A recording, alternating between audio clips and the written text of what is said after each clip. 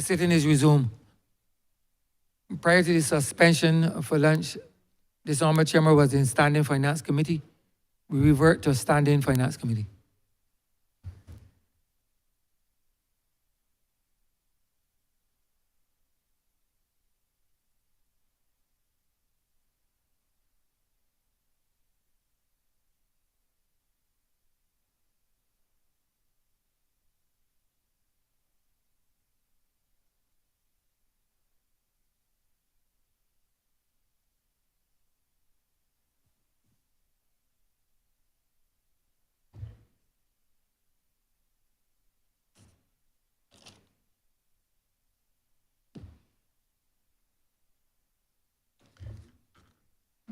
This Honourable House is now in standing Finance Committee.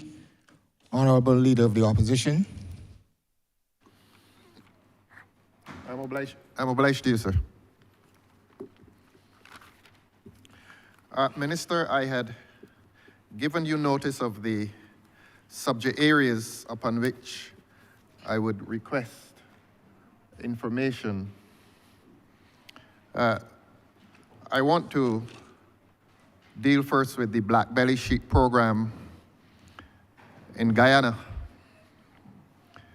And you're free to assume that I know the answers to these questions, except that I am asking on behalf of the people of this country.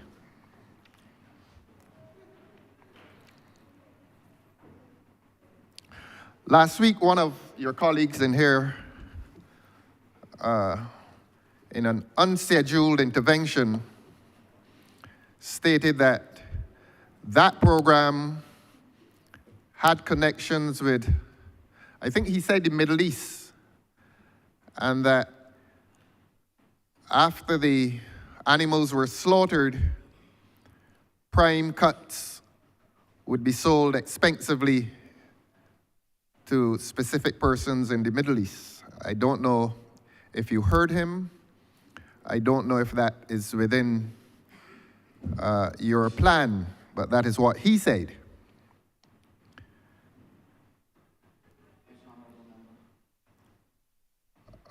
I'm not going to tell you yet.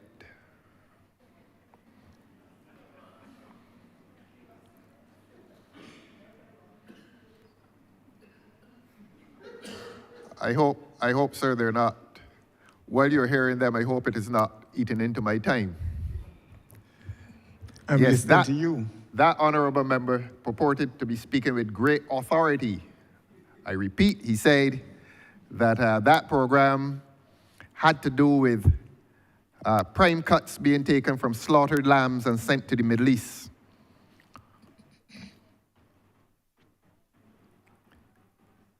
You say today that the carcasses after slaughter would be shipped back to Barbados.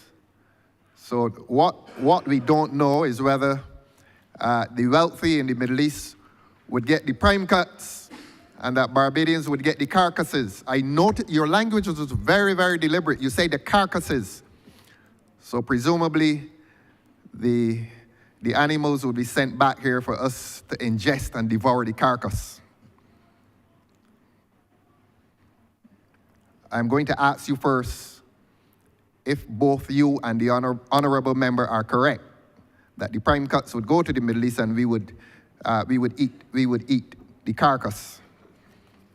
I also want to ask you if all 743 sheep that were sent to Guyana are still alive,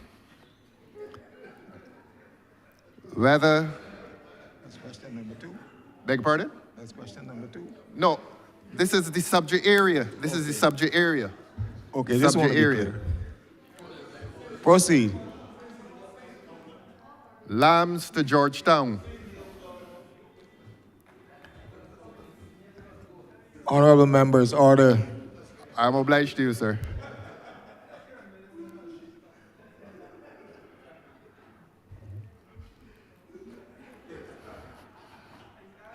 Honourable members, let the honourable member ask his question.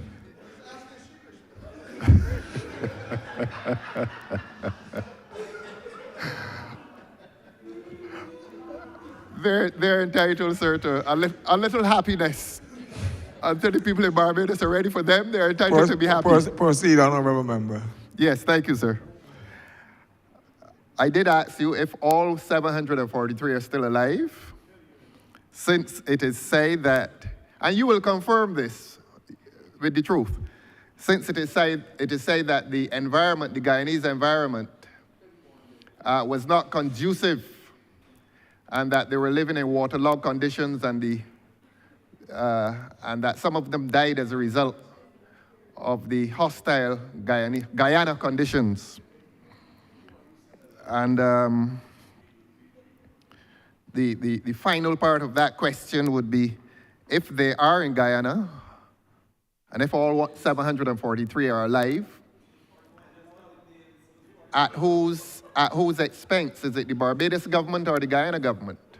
So if you remember the three parts of that question, I'd be happy if you could answer. Honourable Leader of the Opposition, first of all, let me dismiss outright that there's no relationship with the Middle East, with nothing to do with the black-bellied sheep that went to Guyana. I consider you it can look to the mischievous. left while you answer that. Pardon?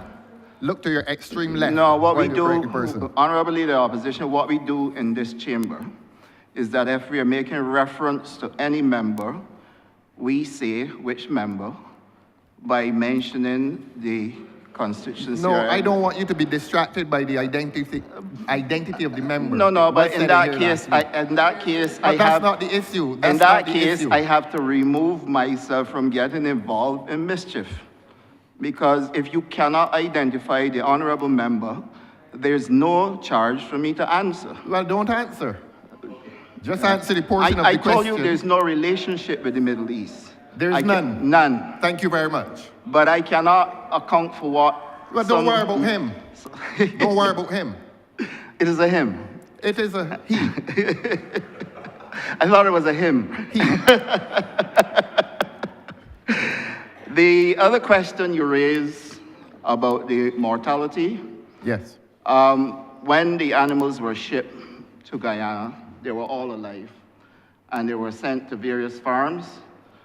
And when we last checked on them, the minister reported to me personally that the animals were in good health and they were doing well. We have to send Dr. McLean back to Guyana. What I do is take a report from him. And that report, after he goes down to visit all the locations, he'll report back to me the amount of lambs that they have had.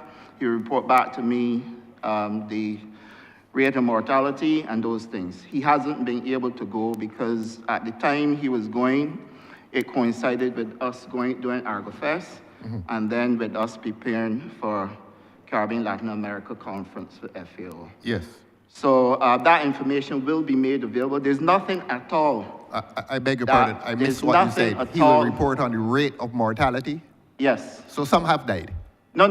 Mortality speaks to whether or not any died. I don't know yet. No, you say the rate of mortality. Yes, if any had died, how many, Right. at what rate, whatever, right? But I don't have that information I yet. see. A phone All right. call would suffice, but that's okay. Okay. Now, the other part is the carcasses.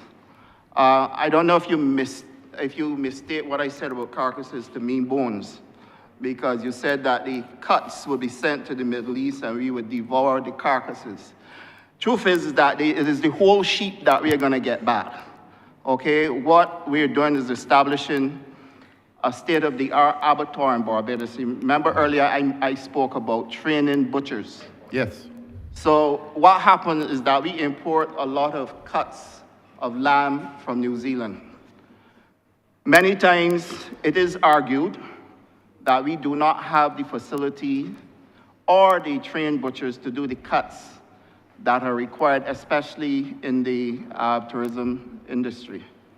So therefore, what will happen is that those carcasses will come back to us, and then we would do all the cuts that we import right now to service the domestic space. Yes. And obviously there's going to be a cost to that.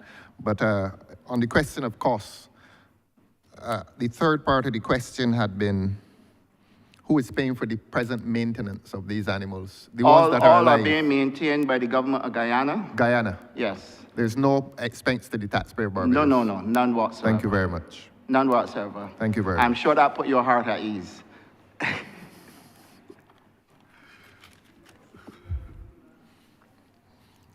Let us move to the second question.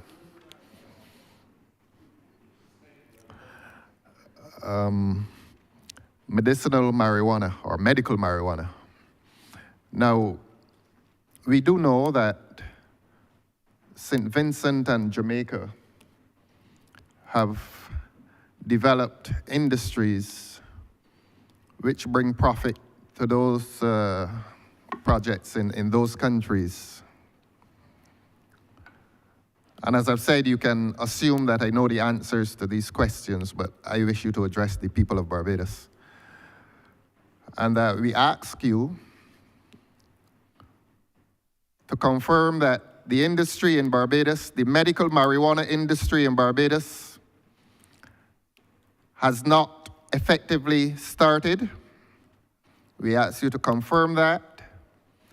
We ask you to confirm that until this industry gets started, that there's a monthly cost to government. We ask you, what is that monthly cost? We ask you, what are the costs thus far? And we ask you, what is the projected cost to the taxpayer until this industry gets started?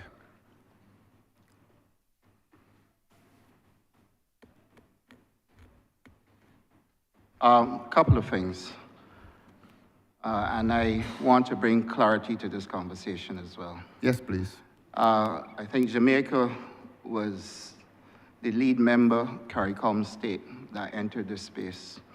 They were the first. It took them well over 10 years to get the industry settled. I see. We entered the space somewhere late 2018, early 2019. It is not even a clear 6 years yet. Medicinal cannabis, getting into that space, whilst it is true that it can be lucrative business. I think the biggest challenge we face is how the US treats to this.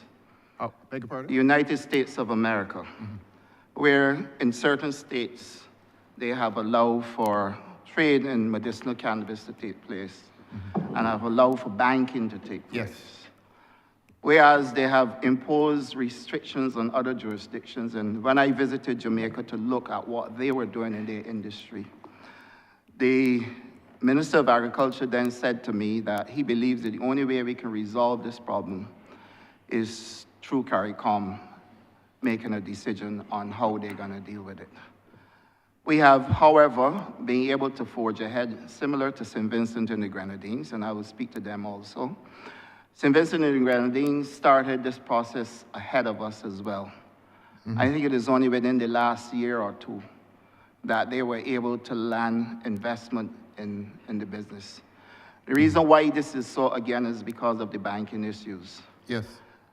We have started our process, and there are a number of things we are doing, which I'm going to ask Shanika Roberts-Odell, who's CEO acting at the MCLA, to speak to you about what we have been doing. Thank you. But the simple truth to all of this is that banking has become the major impediment. obstacle Yes. in terms of how we are able to develop the industry. Thank you. The medicinal cannabis industry has great potential. It's going to be a fairly sizable revenue earner for us. But again, in this, the enfranchisement of people similar to what we did in the sugar industry, we're working on a model that would allow for local persons who have exposure and experience in dealing with cannabis to be incorporated into the industry. And we are going to be working with the University of the West Indies as well in terms of doing our research on cultivars. So a lot of that work has begun. The business model that's being created for the locals is also being worked on with the BMCLA and the planning unit at the ministry. and that is gonna be a game changer as well for Barbadians. So I would ask Ms. Shanika Roberts-Odle to speak to you.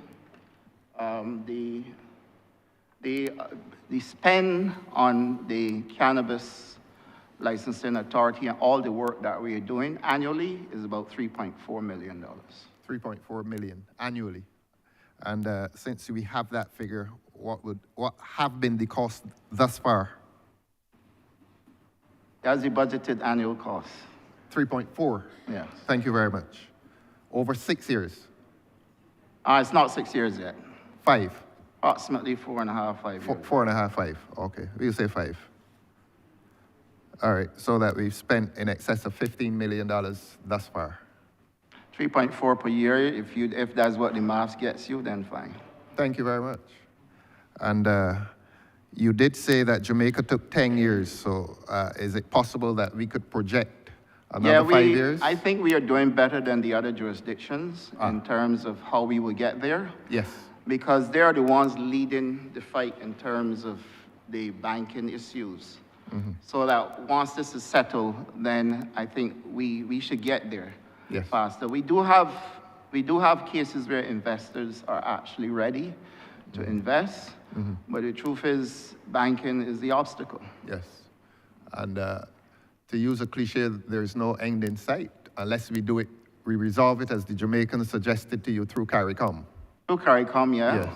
Or what I am looking at is how we can do other things. Like, for example, through the Barbados Drug Service, for example, you can use medicines that contain cannabis. Yes. So we are looking at some options to see how we can work out so that people can actually get going. I do believe, and Mrs. Roberts-Odle can speak to this, but there is also some protocol with the drug service. Thank you. I appreciate your candor that some $17 million later, we're still making our efforts. And I wish you well. I do wish you well.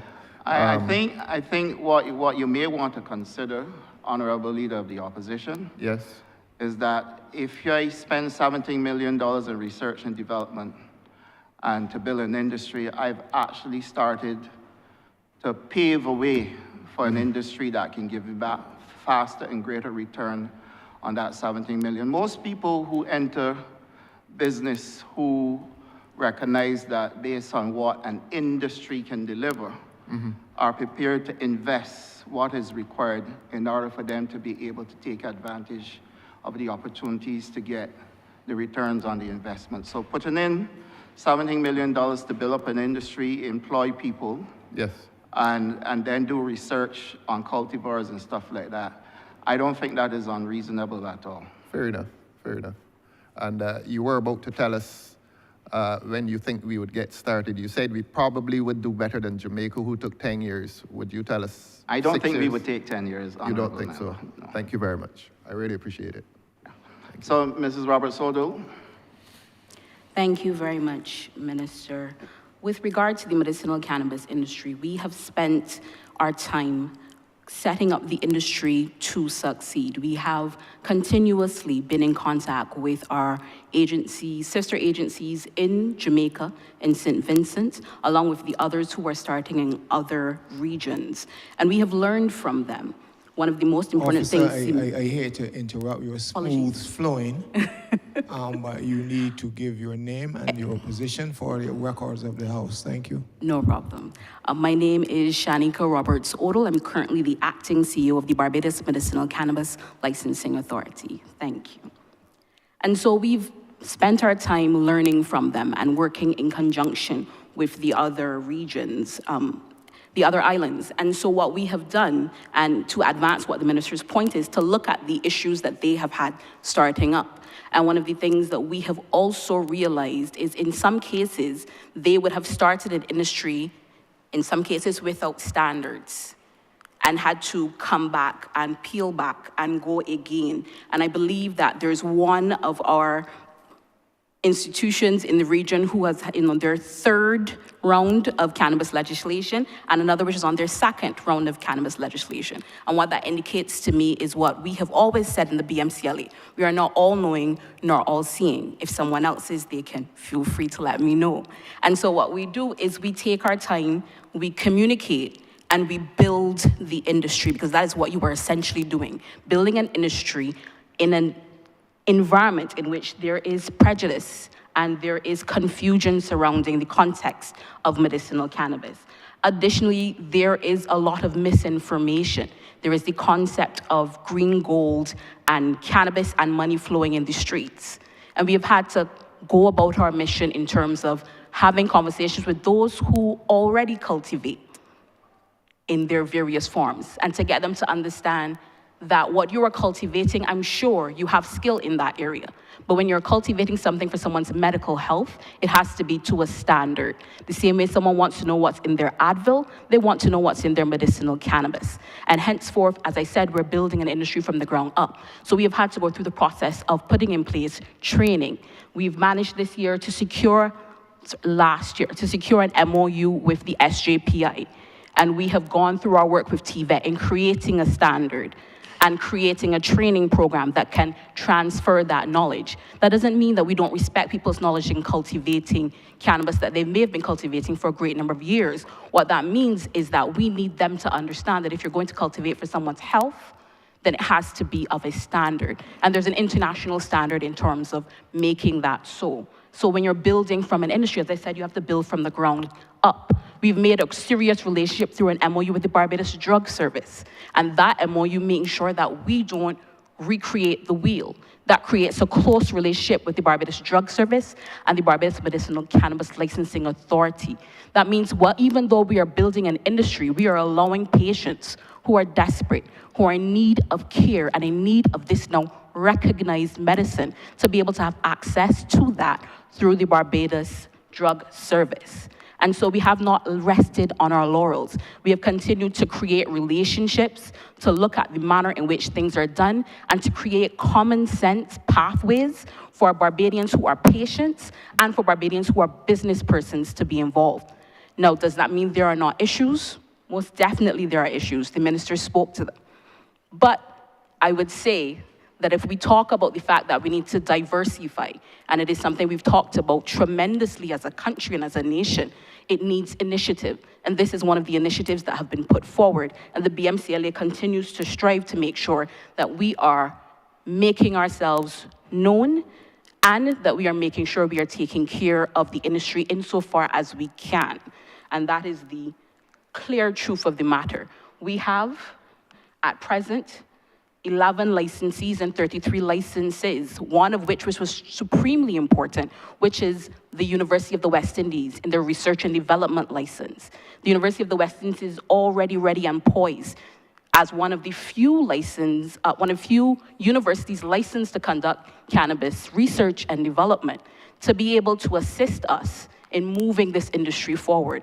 But as the minister stated himself, there are issues. There is no way around that. But we do not stop at a stumbling block. We continue to go over, under, or through. And with the minister's leadership, we shall continue to do so.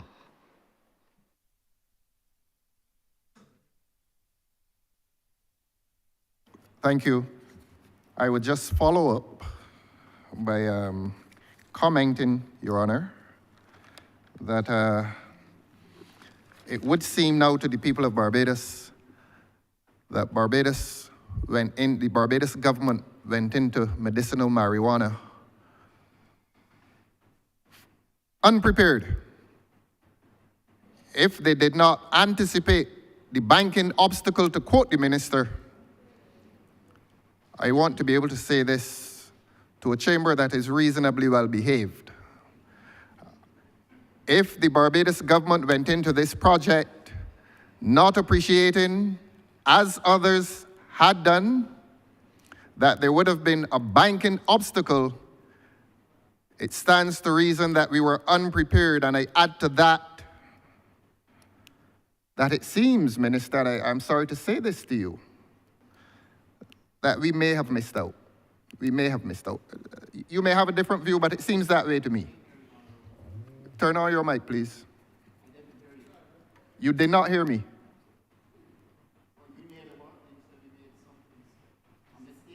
No, not a mistake. Well, I said you were unprepared, having not appreciated the banking obstacle, to quote you. It may be that the Barbados government was unprepared for the industry, for the obstacles that present themselves. And my fear is that this industry is unlikely to get off the ground at any time soon, if at all, $17 million later. My response to you, first of all, is that when I presented the paper for the medicinal cannabis industry, there was already one that went to the cabinet for the government before us. And certainly there were the banking issues then. Yes. So what you're actually saying then is that if we didn't prepare for it, I don't think that the previous administration prepared for it either, but they prepared a paper that went to cabinet to start a medicinal cannabis industry as well. That's the first thing. The second thing is this.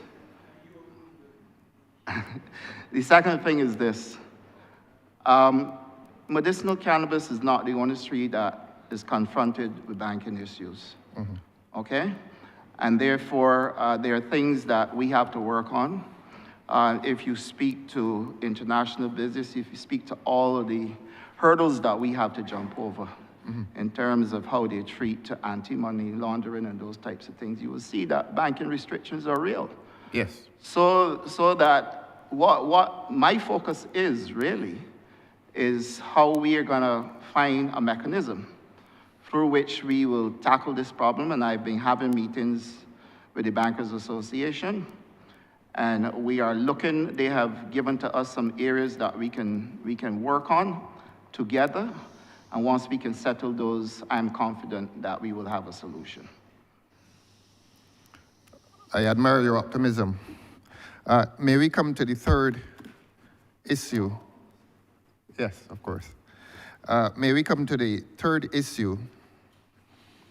And I want to label this broadly under food production, and to remind that you may have told this chamber and this country that you're happy with the food production figures. I think we can quote you accurately as saying that. I'm overjoyed. Overjoyed. 24% increase is not something to sniff at. Right. All right, let's not sniff yet. Nor sniffle. Food production, you're overjoyed at the rate of production. I have to ask you though, Barbadians do like this, the sweet potato. Barbadians love that. And you will confirm or deny that sweet potato production was down at the end of last year. You may confirm or deny that. And I want to say to you, Minister, that on the question of food security, if we are in decline, and if our food import bill is rising, that exacerbates the problem related to food security.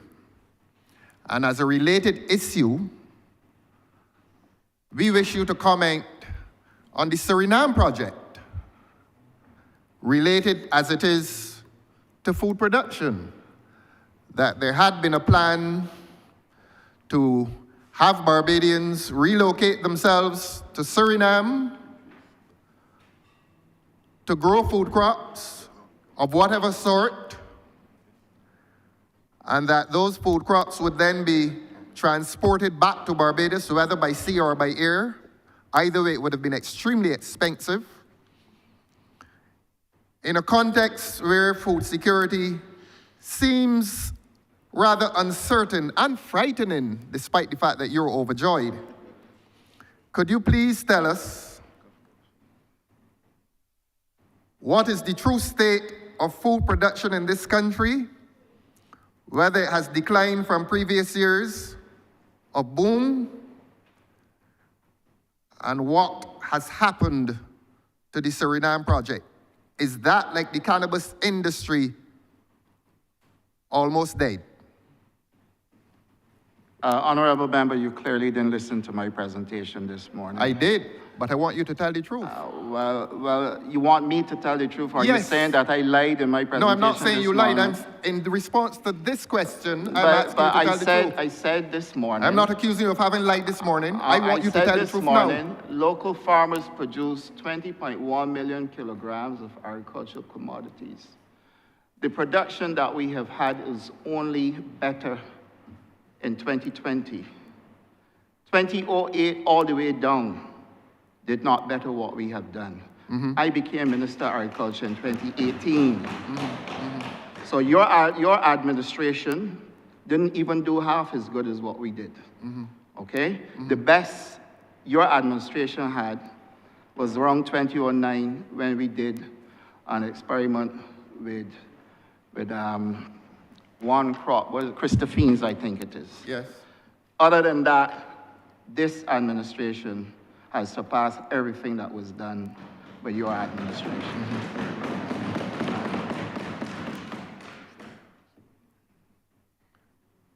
And you will let the applause continue when you tell us about the Suriname project and how much it is costing the government of this country every year. I ain't finished with production yet. Well, you will come to that after you finish with that. The 21% increase in yields in 2023 marks a rebound, okay? And marked the 4th increase in crop production in Barbados since 2018, okay? Now, I don't know where you are getting your information from, but to be very honest with you, Honourable Member,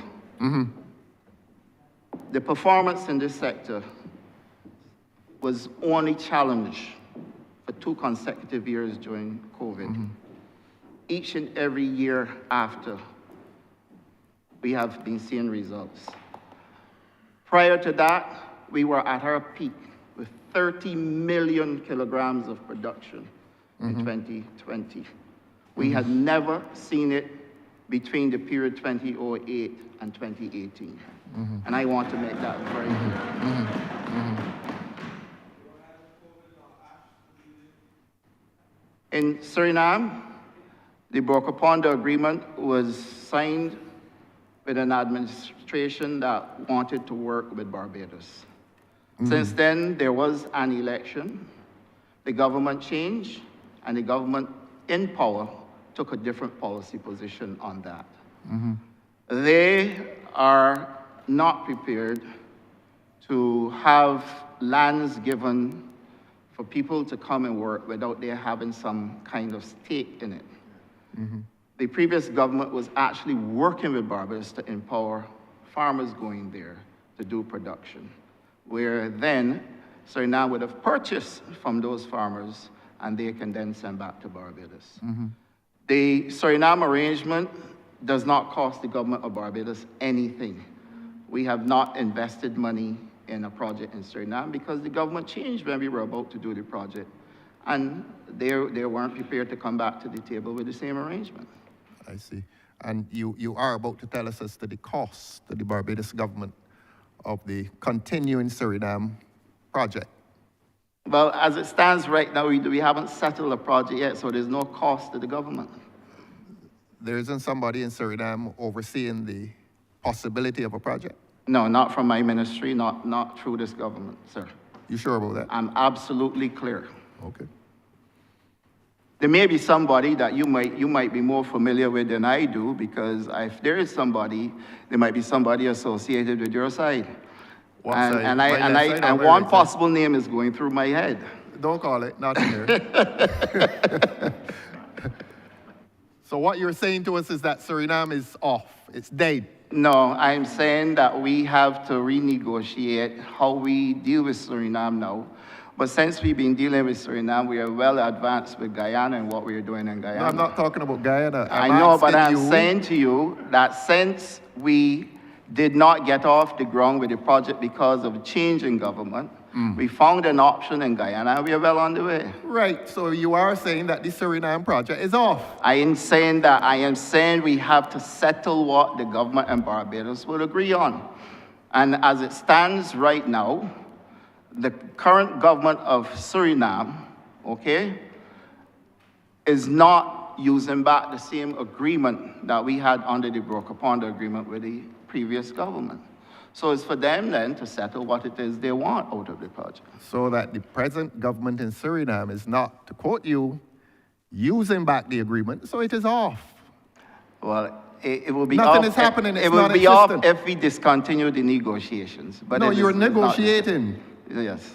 but you negotiate a contract, but anyhow, don't bother about the law. It is off. It is off. Don't look at them. Look. These are the well-behaved ones. Look at them sometimes. Thank you. Emulate them. Okay. Would you do the same? Yeah, I'm looking at them. Well-behaved people. Don't worry about them. They should know We better haven't to be taken it frank off with you. the table yet, Honourable. Look, tell them that this is a legitimate Honourable Leader of the exercise. Opposition, you cannot Wait. refer to honourable members as them. That Those is ones, those honourable unparliamentary. members on that side who are misbehaving. This is a legitimate exercise, Minister. Tell your honourable colleagues that. Honourable That we're member. entitled to ask questions. Yes, and that Honour- when we ask questions, we expect answers. Honourable member, except that I will not allow you to put the answer in my mouth. I'm not criticizing you.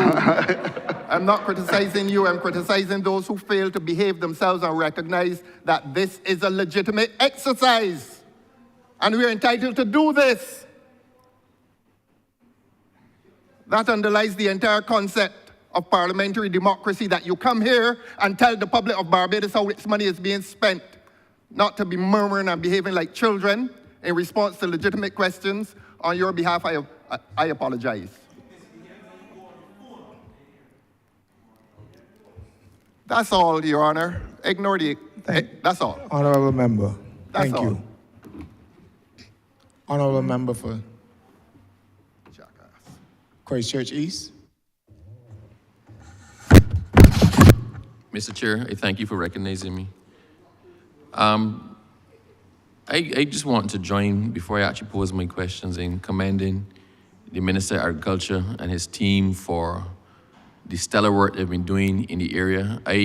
Minister, was actually listening to you when you spoke initially, and you did indicate that we were seeing significant gains in agriculture and an increase in crop production and harvesting and yields. So I don't know, sir,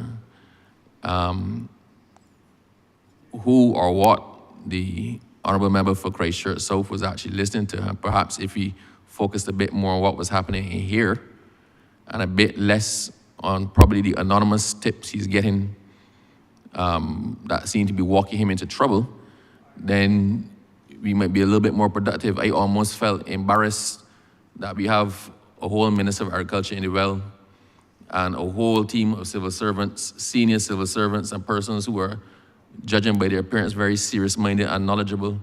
And we are down, sir, to the ridiculous charade of asking how many sheep died, what are they from, what were their names. I mean, sir, it's almost the point where it could not even be more ridiculous. I was tempted, sir, to interrupt just for the purpose of advancing the session and ask the honourable member if there was a particular sheep you had an interest in and what was its name. But, sir, I'm glad that we've moved past that, and I wish we could be, sir, a lot more serious in these exercises. But to pose a serious question to the Honourable Minister of Agriculture and his team. Minister, government is perhaps the largest landowner in Barbados.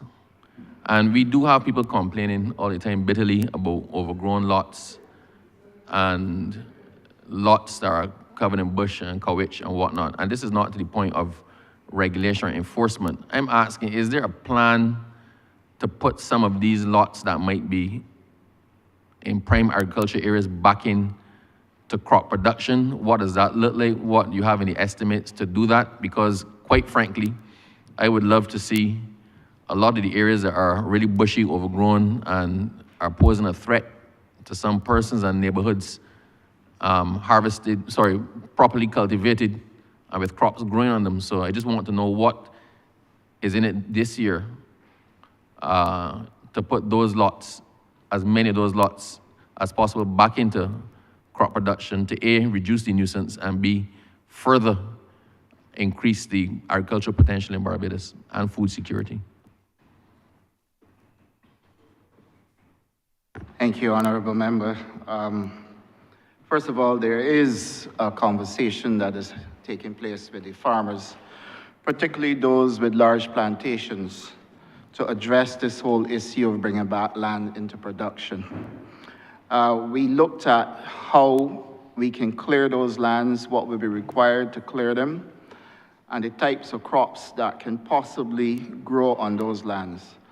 One of the major issues for us really is water. And many of the lands that are out of production either don't have a well or we do not have access to water so that they can be provided with water.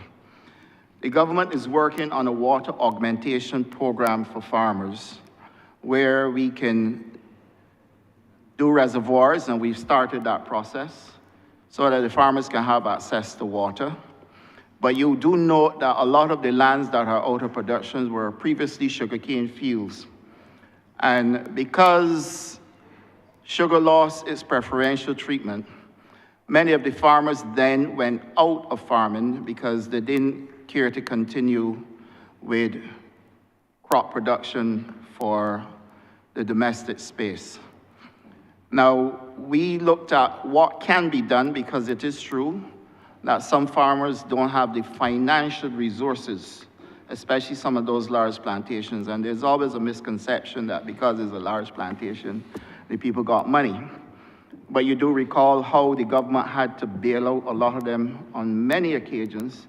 And that is the reason why, first of all, the Barbados Development Bank had to intervene, and then the Barbados National Bank, which is now Republic Bank, which then led government to owning a lot of lands that were previously owned by those plantation owners. We're looking at how we can plant forage for the dairy industry. And if we can bring back 535 acres of land just doing grass for the dairy industry.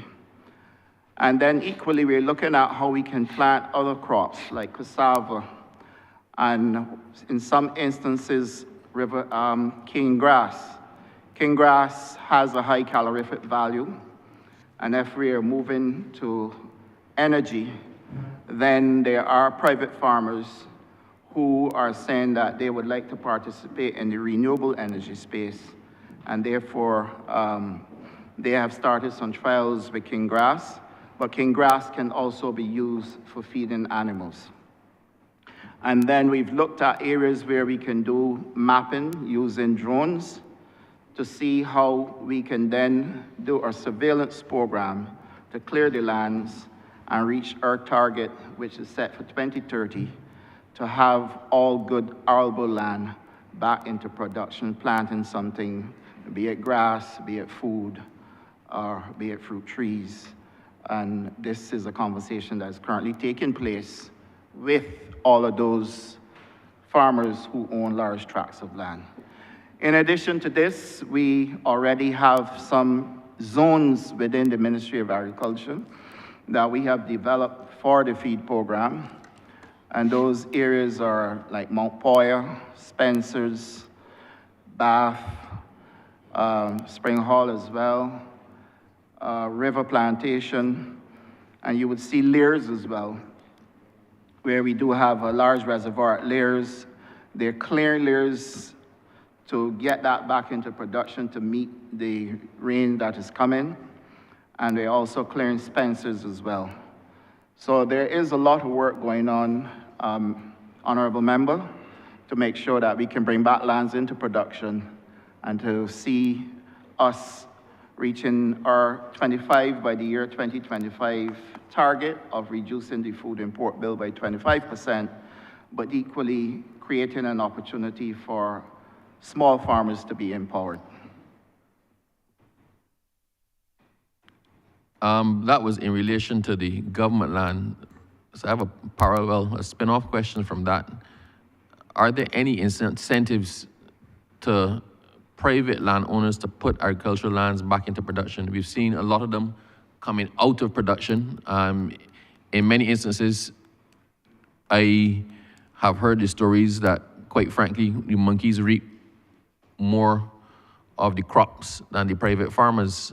I was curious as to why a particular farmer didn't utilize his entire acreage to plant, and wonder why was he actually setting back about 20 feet from the road to start his crop cultivation. And he explained to me, it wasn't that he set back 20 feet from the road, that's what the monkeys already harvested.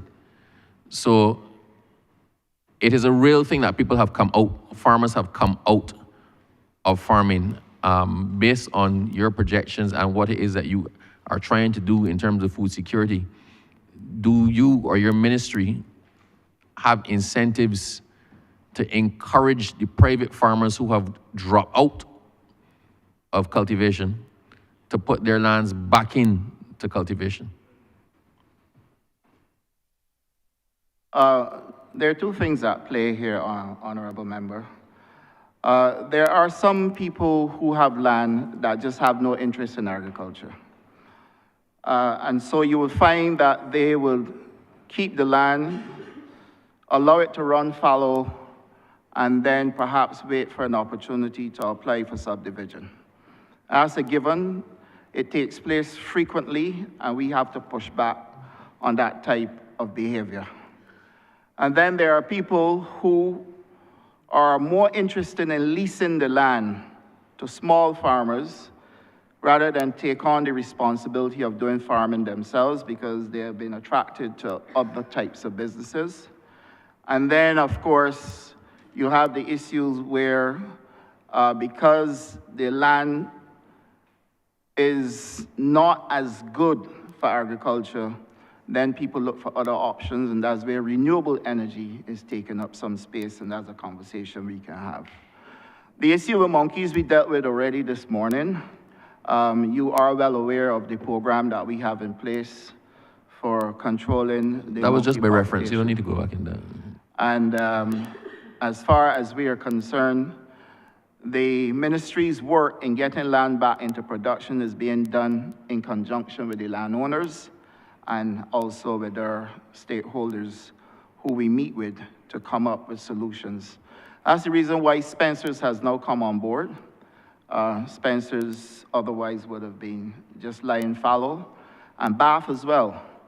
And we have taken to giving those two areas for people to do farming, where the government did all the cultivation, preparation of land, give the drips, and also assisted with the planting material as well, and provided water tanks for the farmers to have access to water because there are areas that didn't have water. What we are continuing to do is provide incentives. Perhaps Mr. Connolly can speak to the suite of incentives that we have at the ministry so you get an understanding of what we do to assist farmers to keep them in farming or even to get into farming. Mr. Connolly.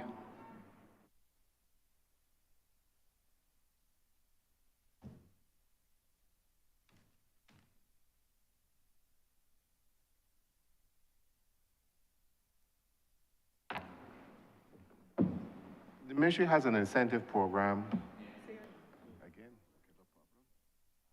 Arlie Connolly, officer in charge of Extension Services Unit. We have a incentive program. There's an incentive for bringing lands back into cultivation. There's incentives for irrigation. There's incentives for clearing the land if the land has on trees and you need to use an excavator or like that type of machine to clear it. There's a rebate for that as well. There's a whole list of incentives put in place for farmers in terms of getting land back into production.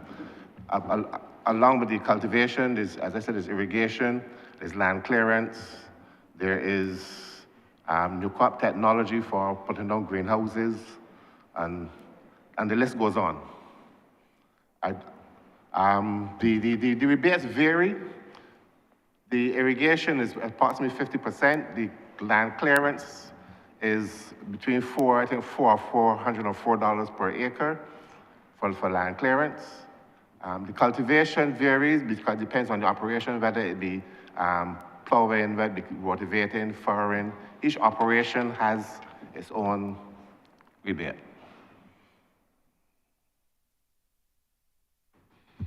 Thank you. Just keeping it in that line.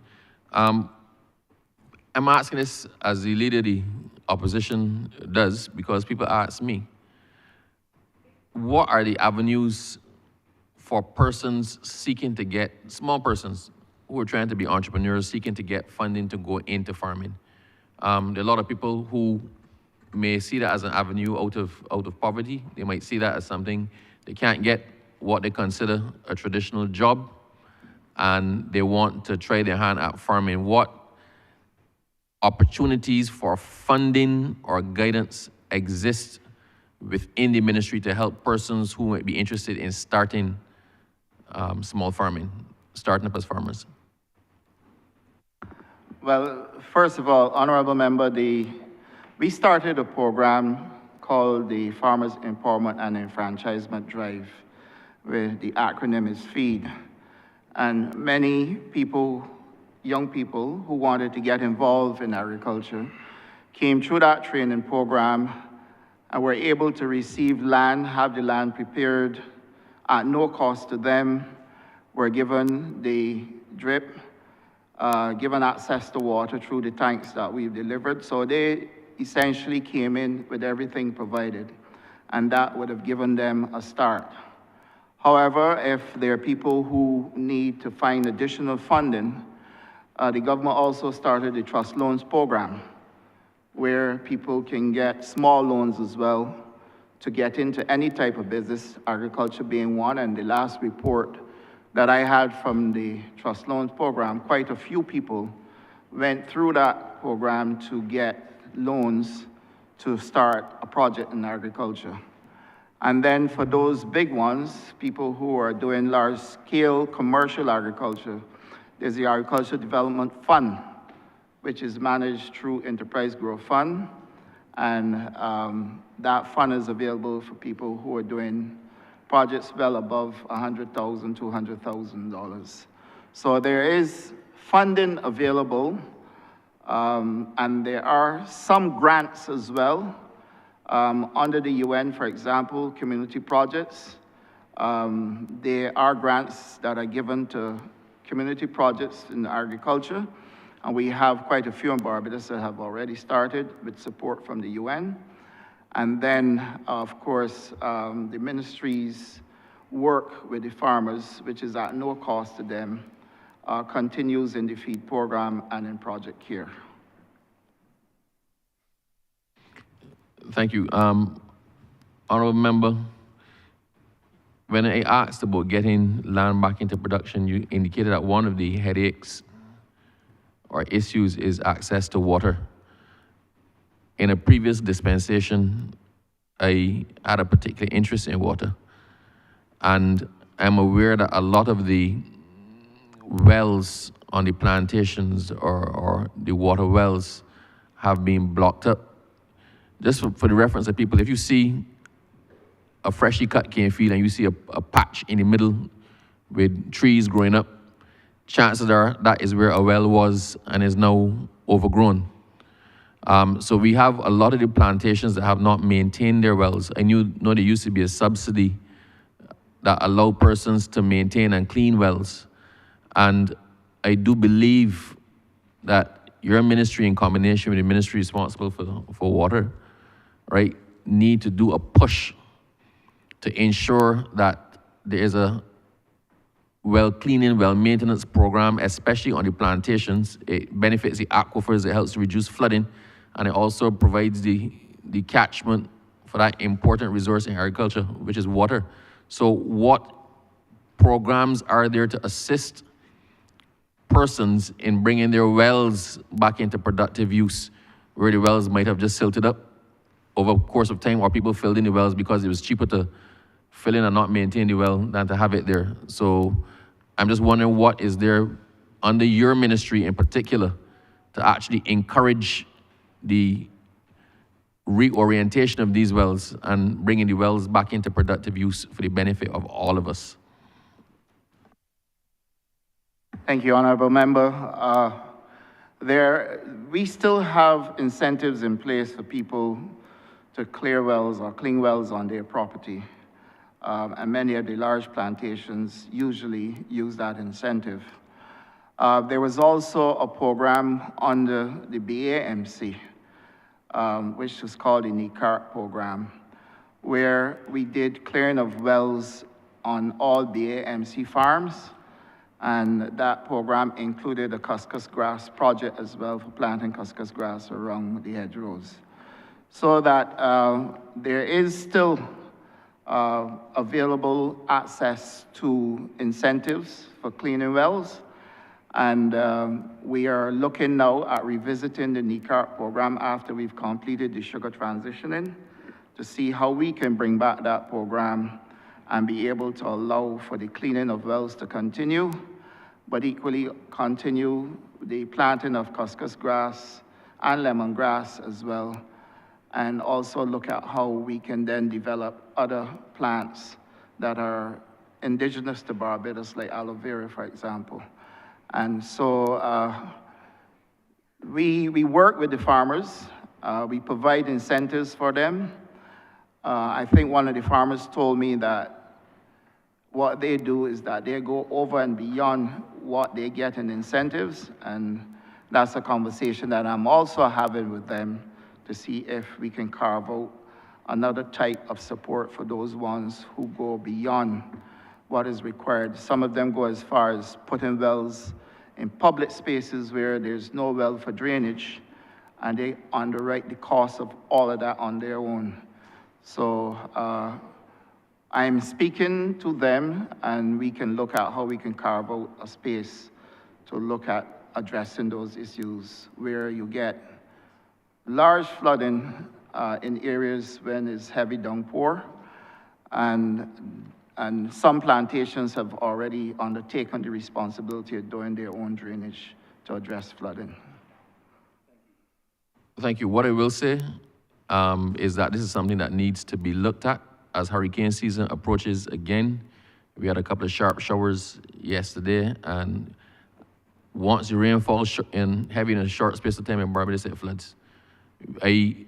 So from a number of different angles, I think it is critical for us to get the wells back into operation, and I believe you may actually need to reassess the true cost now of cleaning the well. I don't think that the amount provided for bears any necessary reference right now to the actual cost of cleaning the well, and that might be something we need to look at because it's more than just an agricultural issue. It's one of disaster preparedness, and it's also one of water security. But I thank you for your response. I must say that unlike others in here, I am comfortable that you're an agent of truth, and you will not find me back in here tomorrow even suggesting that following what happened today after some message or calls that I now believe that you're lying. So I thank you very much for your responses, and I'm prepared to hang my hat on them. Thank you. Thank you, Honourable Member. Honourable Member for St. John. Good afternoon. Thank you, Chair. First, I want to thank the Minister for the work that he's doing in St. John, particularly Wakefield, on 2 counts, repurposing all of those fields that were lying idle, and then the work that is happening with Project Phoenix. I'm almost afraid, Chair, to ask my sheep question, but I'll go. I just want to know what is happening in relation to tanning. I believe there's scope for some of our young people to get involved in this particular area. I have 1 or 2 plantation buildings in St. John that are idle. And I'm wondering what would be the process, Minister, to start a tanning project in the constituency of St. John for some of the youngsters who are unemployed? My first question. Thank you, Honourable Member. That is something that we would have to sit down and consider. It's certainly not something that we have in our immediate plans. But what I would do is ask Dr. McLean, who would have done significant work in this area, who actually was previously working on similar projects to address the matter. And what I can assure you is that we can go back and look at it and see how viable it can be and what we can do to move it along if necessary. Dr. McLean. Thank you, Minister. Leroy McLean, Consultant Minister of Agriculture. Minister, actually as part of the Black Belly Sheep program, you would know that the ultimate goal is to be able to establish a high-quality leather industry using the hides of the black belly sheep. And I must say that last time I was in Guyana, I was able to meet with some person who has actually been doing some work with tanning. It was not at the quality which we would want for the high-quality hides, but certainly there are persons around the region who are skilled in this regard, and we could possibly look at engaging them in training some Barbadians.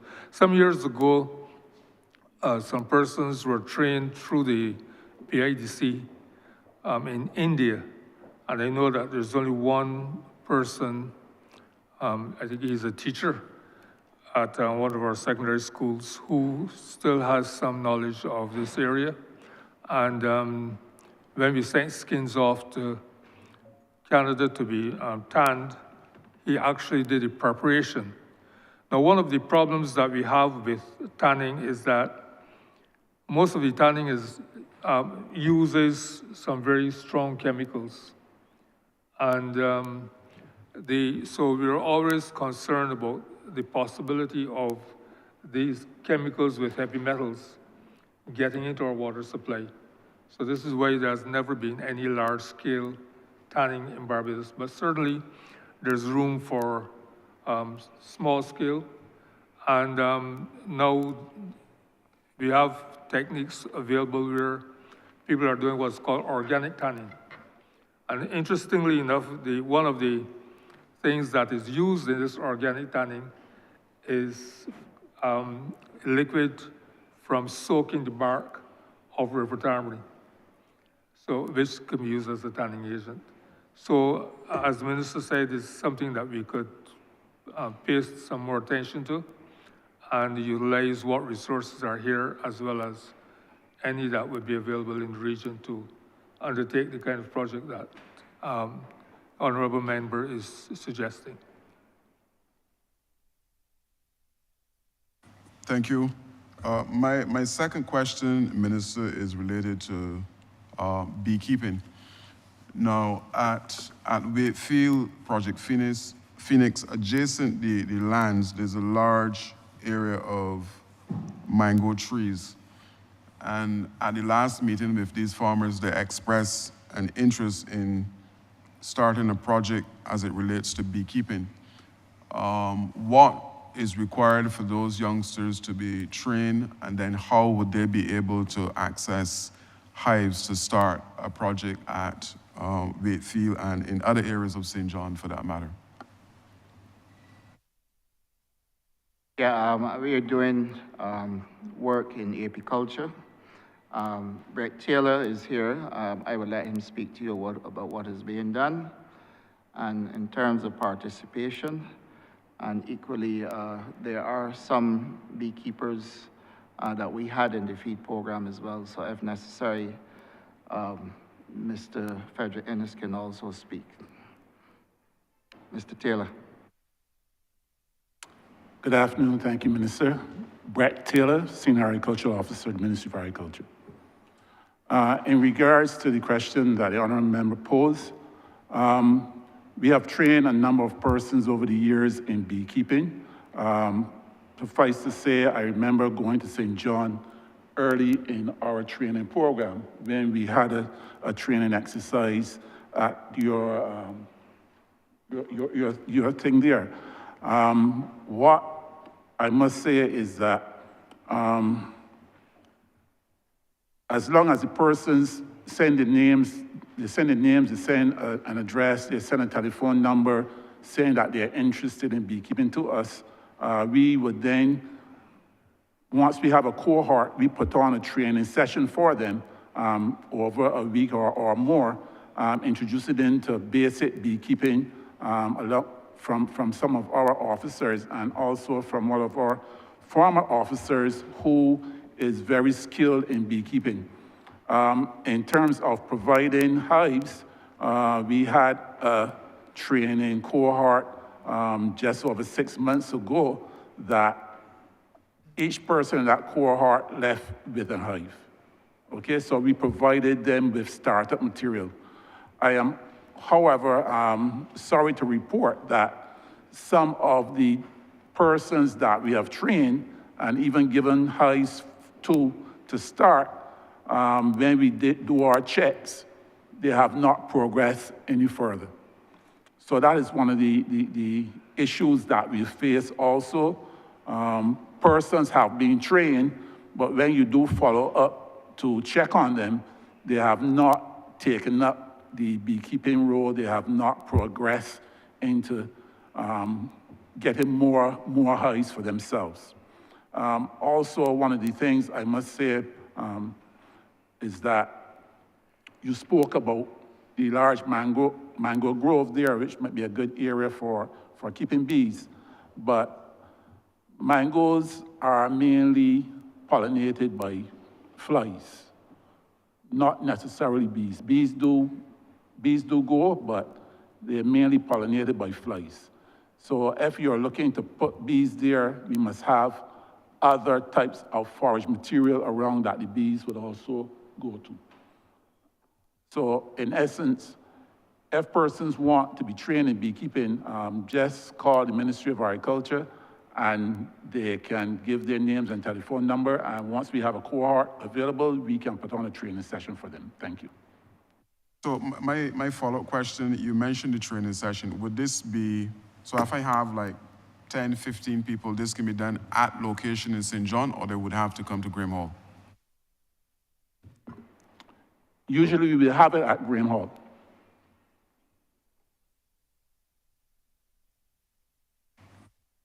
That's it from me, Chair. Thank you.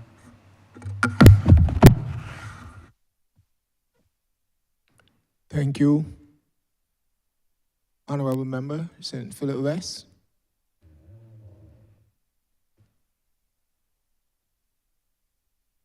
Thank you, Mr. Chairman.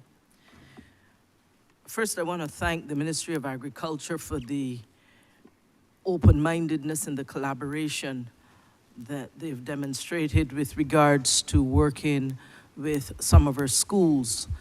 As you will know, Mr. Chairman, we have asked that every school, primary, secondary, and nursery, have some kind of agricultural program, no matter how small, no matter how large, no matter how high-tech, no matter how low-tech.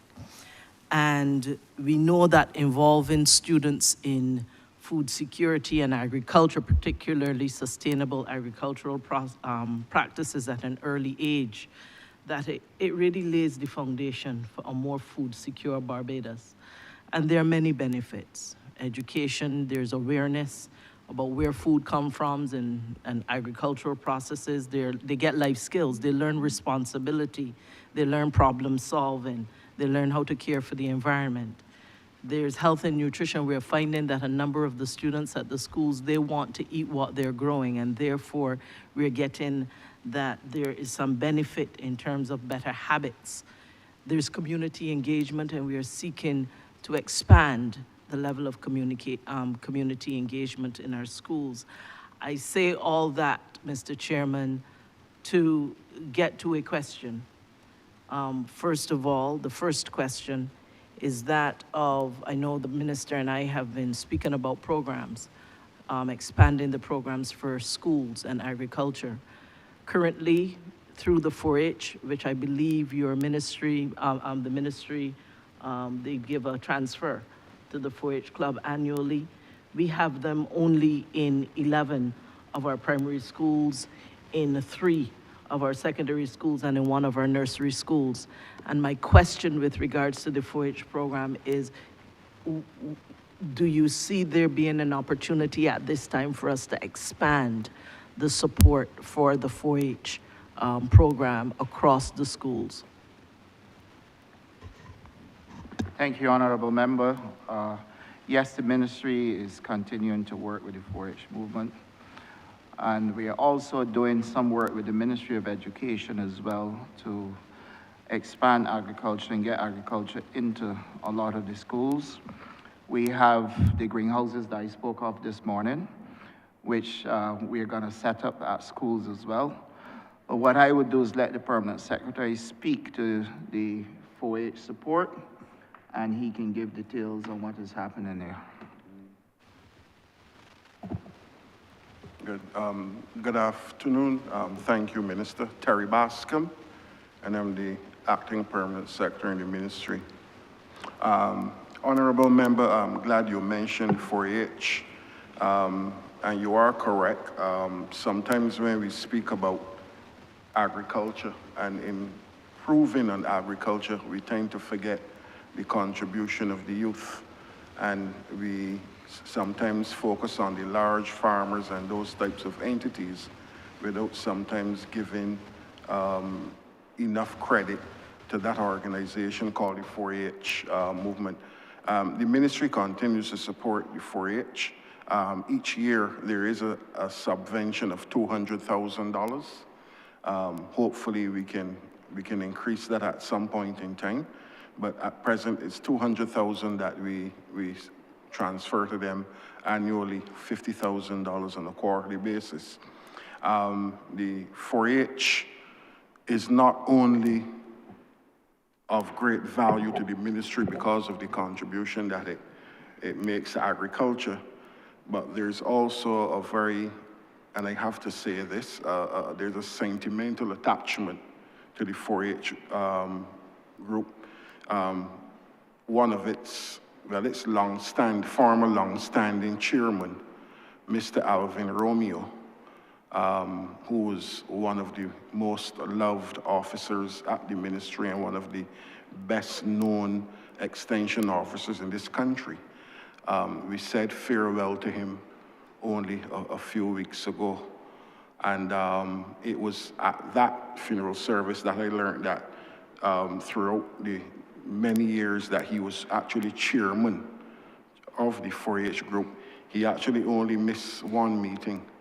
And it was really sad but heartening at the same time to hear that. So that I'll say to you, Honourable Member, if only from that perspective, we feel really close to the 4-H group. And the challenge that they're facing now, though, is that as a result of the redevelopment of the Queen's Park in the city, that's where they were housed. They were relocated to the old town hall building in further downtown. And I think that it has impacted them adversely because they received written correspondence from one of their administrators indicating that that move has kind of impaired on the amount of activities that they can now continue to participate in.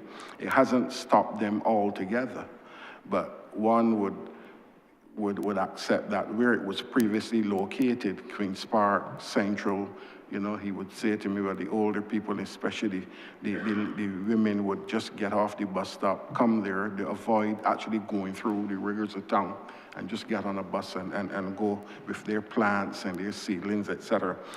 So I had engaged my counterpart at the Ministry of Housing and Lands and Maintenance, and we discussed this, and I'm very pleased, I was pleased to hear that the Prime Minister had already given the instruction that the 4-H is to be relocated and that they're to be taken care of. So yes, 4-H continues to be a significant part of the agriculture family, and we will continue to support them, recognizing that they cater significantly to that cohort of persons that we need to pay attention to.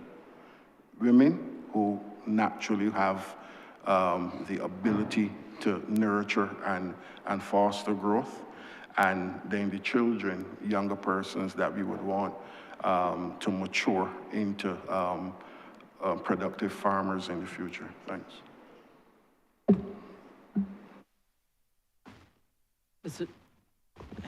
Thank you very much for that, because as you know, the 4-H has brought structure to some of the significant work that we've done through the school. So thank you for the support you're offering there. In addition, just in December just gone, we launched in collaboration with your Ministry of Agriculture a project that is supported by CARICOM and CARDI, and that is the project that is for the promotion of agricultural production systems that are climate resilient and weather sensitive. And we launched the very first at Welch's Primary School in December. And we know that there are other schools that are to come on board, another 8, 9, that will come on board both at the primary and the secondary level. And that is work that you continue to do with us. Right now we have hydroponic systems set up at Welch's as well as the more traditional farming, and the children are having a ball. And as I said, as the other 8 or 9 schools come on board, we thank you, and we are wondering whether there is any provision for that program to be expanded through the ministry at this time. Yes, Honourable Member. Again, just to repeat, we have a significant focus on the youth. And we do recognize that a lot of the current farming population is aging. And if we're gonna follow the trend where agriculture has become and is continuing to develop to be highly technological in nature, then it makes sense to engage the youth who have a greater propensity towards embracing the technology. So yes, the answer in a nutshell. And that is one of the reasons why, as the minister spoke earlier to our Shade House project, what you will see when the deployment really, or the rollout really gets going, is that a significant number of them will be deployed at educational institutions. And I use that broader term rather than just schools, because we're gonna deploy some of them at primary schools. There are secondary schools on the list. There's the SJPI on the list, and there's the Barbados Community College. So that we're making sure that we touch all the bases from primary right up to the tertiary level, so that that chain is not broken as we seek to develop agriculture right through. So yes, that particular initiative will continue, and there will be other dimensions as we embrace more of the technology associated with the sector. And through you, Chair, to the Minister, he and I have had some very exciting conversations, and even in recent weeks, with regards to predial larceny. And I ask this on behalf of one of my farmers in the Halton region, who has been having significant problems. As you know, in St. Philip West, correct, where there has been he has lost significant amounts of money. He's actually leasing out certain aspects of the plantation there and areas, and has lost because of significant problems with predial larceny. And my question is, how do we further provide some support or some help to address this problem of predial larceny? I know that the ministry has been doing significant work. Can you share with us what you've done and what else can we do to help the farmers at this stage? Thank you, Honourable Member. First thing is that we've passed the legislation which now gives the Barbados Police Service the power to implement the legislation and to deal with people who are engaging in crop theft. The hardcore reality is that you do need intelligence, and I've said this over and over. You may recall there was an incident with persons stealing yam, and they were caught, and then it ended up in the fatal loss of 2 members who were at the time in the field. Now, you'll be surprised to know that one of those persons is indeed a farmer. So that you do have situations where there are people who are engaged in farming who would have information on where crops are ready to be harvested. And they actually try to outbeat the other farmer by participating in predial larceny. And that is a hardcore problem that has been drawn to my attention by many of the farmers who are currently planting. The other problem is that we have a project working with the Barbados Police Service and the Defense Force, which is called Operation Birdseye. And that project basically is where predial larceny is known to be taking place.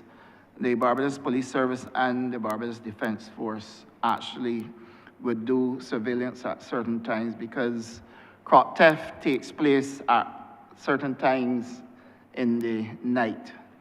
And you'd find that if you follow the trend, it is oftentimes very early in the morning or very deep into the night. And the Barbados Police Service has been working with us. We met with them on more than one occasion. Since the legislation has been passed, as I've said before, now is a good time for us to come back and meet with them again. The legislation also allows for people to demand proof of purchase. So that, let's say, for example, you went to Farm Gate and purchased 1,000 kilos of sweet potato. At Farm Gate, you should have some form of receipt as proof that you purchased that from whichever farm. And if stopped by the police, you're supposed to produce that receipt. If you cannot produce that receipt, then you're given time to show the police where you got the produce from. I think it is within 24 hours. And then you may be prosecuted if you can't provide proof of actually purchasing or growing those crops. The other thing is that the penalties have been increased, so a person can be fined up to $100,000 now. But the biggest problem we have is where people facilitate crop theft. And similar to breaking in somebody's house or somebody doing some other type of crime, you will find oftentimes people may know who is doing it, but invariably prefer to remain silent. And then there are those people who benefit as well, because people who are involved in crop theft oftentimes are doing it because they know somebody that is going to purchase it from them. And then that person goes off then to do the vending. And when I say the person goes off to do the vending, I'm not necessarily trying to suggest that this is a practice by vendors. I'm saying there are people who will purchase stolen crops. They know that it is stolen, and they purchase it because of the profits that they can make after selling those crops. A number of things can be done. First of all, I think Barbadians have their part to play in this.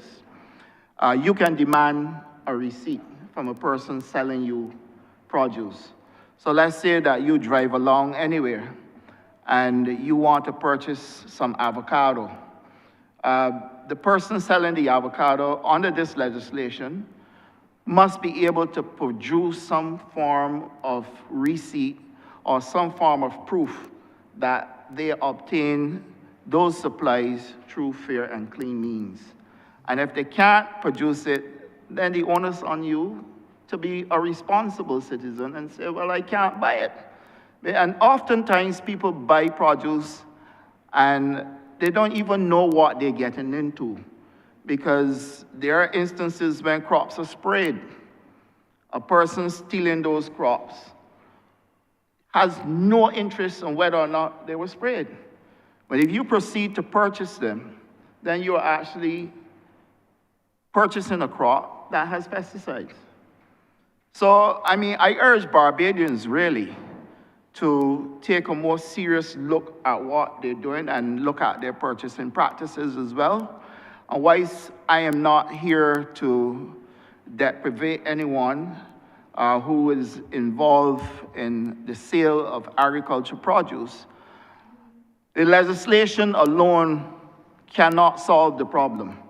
We have to then have responsible citizens equally involved in making sure that they demand proof from people who are selling produce. And then, of course, we're going to go later on into barcoding, where you can actually use your mobile phone, and we will get to that technology, to be able to check where produce actually was produced and when it was purchased, and that sort of information will be in the barcode. For livestock, we have done a project with the FAO, and we are actually putting microchips in animals. Also, that project has begun between Michael James and Dr. Trotman. They can speak more to that. But under that project, we're going to be able to microchip animals so that there's a traceability. And in all of this, where we are going is to have a traceability system that allows for us to trace when animals are stolen, and equally when it comes to crops through the barcoding as well. You can at least tell where it came from at minimum. So the reality of this is that it is still a work in progress with the technology, but in terms of the legislation, which was proclaimed since last year around the same time, the implementation can be done, and the Barbados Police Service has the power to arrest and cause for anyone to be prosecuted before the courts of Barbados. Dr. Trotman, you may want to speak about the microchips, and then Michael James can also speak about what we are doing in this area.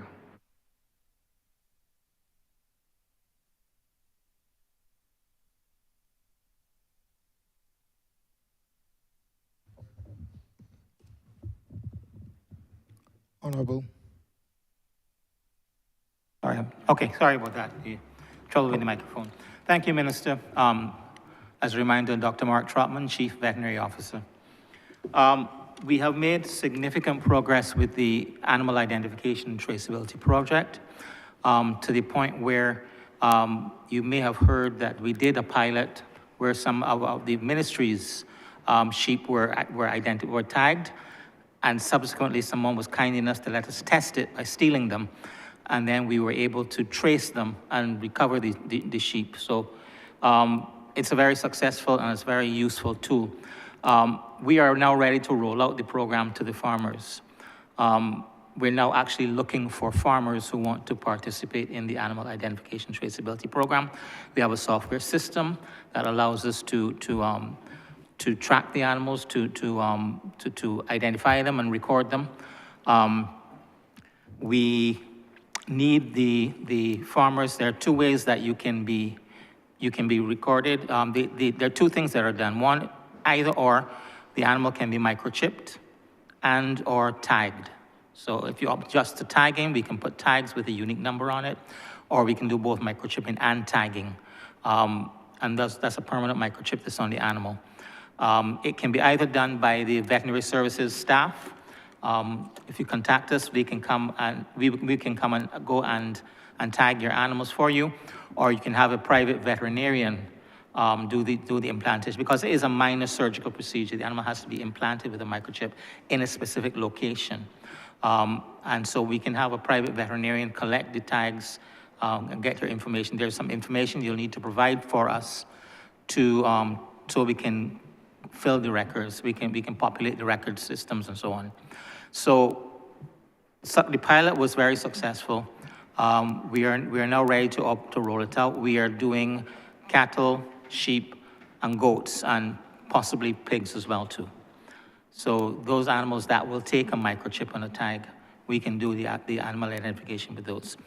I think that's about all I need to say about that project right now. Thank you.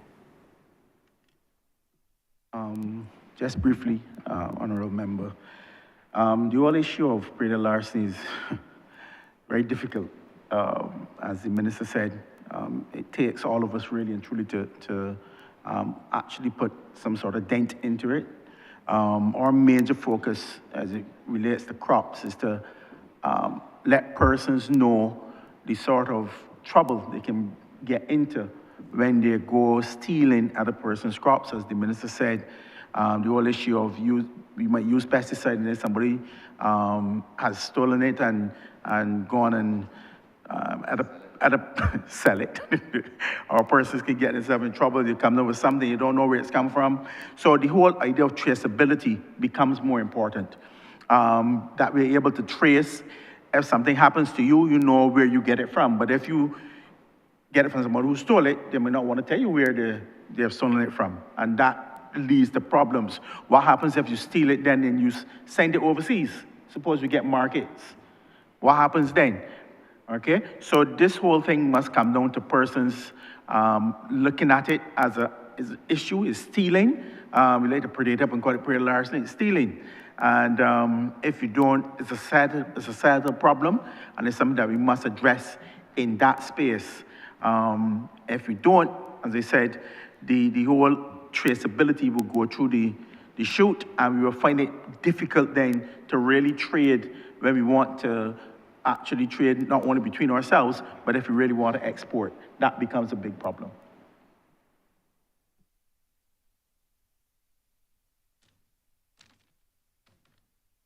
Mr. Chairman, thank you. And thank you for your responses. Thank you, Honourable Member.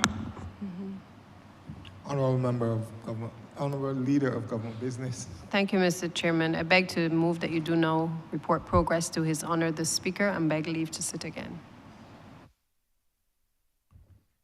The question is that I do now report progress to His Honour the Speaker and beg for leave to sit again. All honourable members in favour, say aye. Honourable members against, say no. Methinks the ayes have it.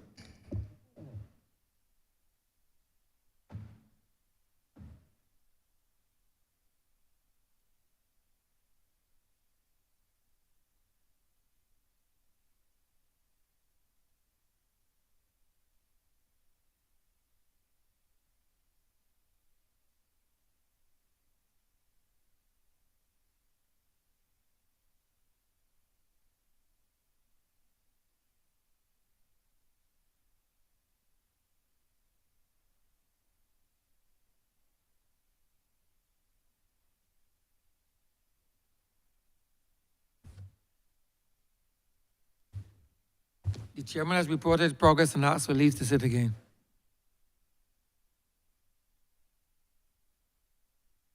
Honourable Leader of Government Business. Thank you, Mr. Speaker. I beg to move the suspension of the Standing Finance Committee until tomorrow at 10 a.m. And we will continue the head of agriculture.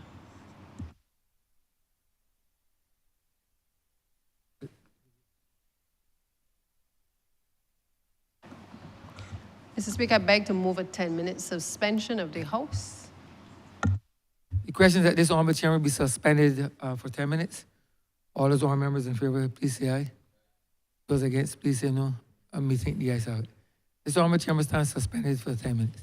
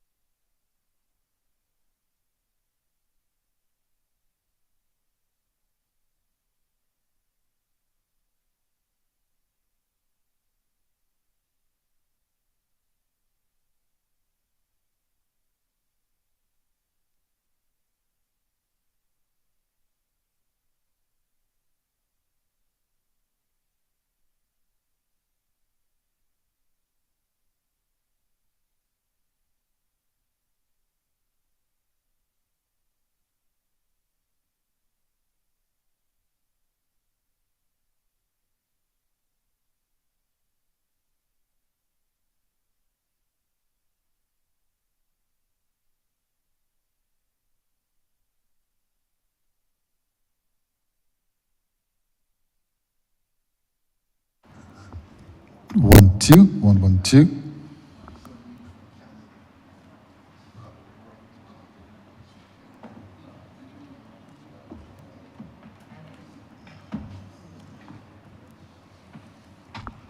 Check, systems check. 1, 2, 2.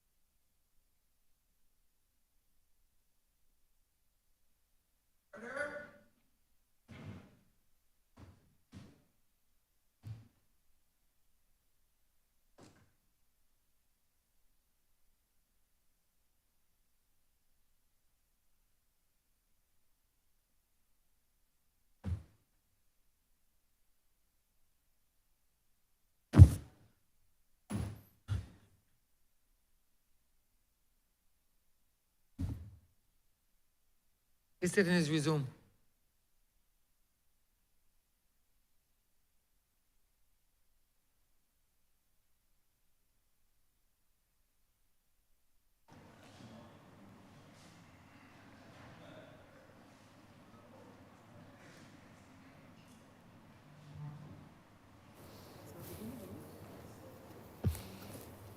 Yes, sir. Order number 7, sir. In the name of the Honorable Minister of State in the Ministry of Health and Wellness, to move the second reading of the Queen Elizabeth Hospital Amendment Bill 2024.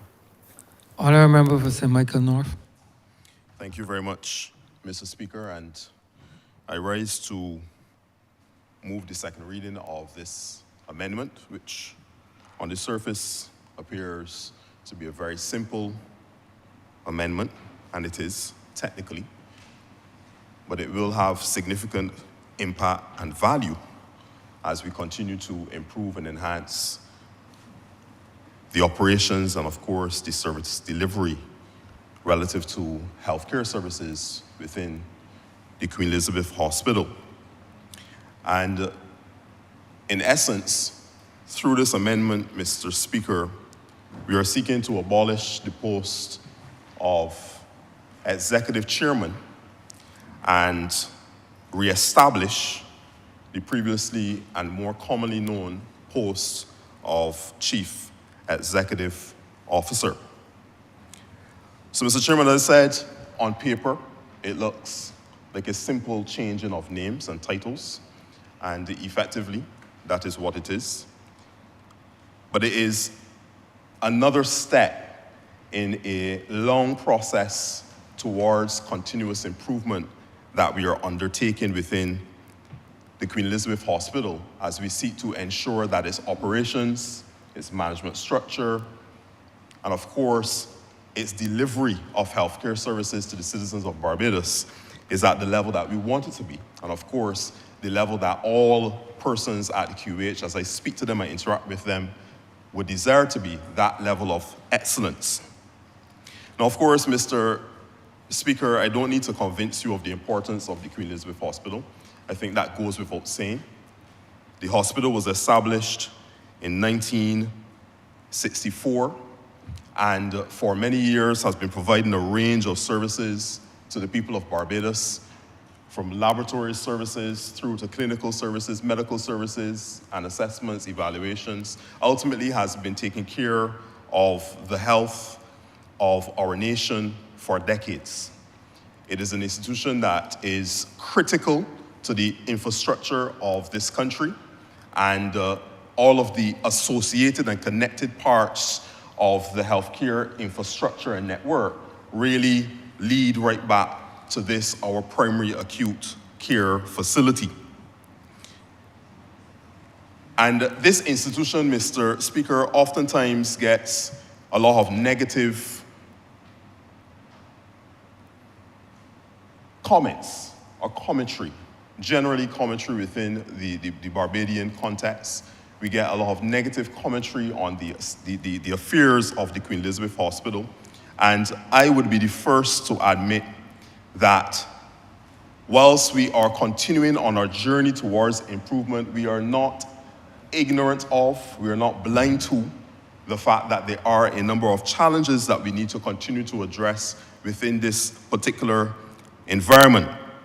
And as I reflect on the long history that we have within this institution, I would not want, even in this very simple amendment, to leave this chamber without registering for the record and publicly the fact that I applaud the hardworking and dedicated members of staff from the board through to every director, through to every single worker, employee, team member, support staff that is at the Queen Elizabeth Hospital. I would not want to end this very brief contribution without signaling my complete admiration and applause for the work and the dedication that they continue to demonstrate on a daily basis in the provision of healthcare within this country. And whilst it is not an easy task, it is a task that is very challenging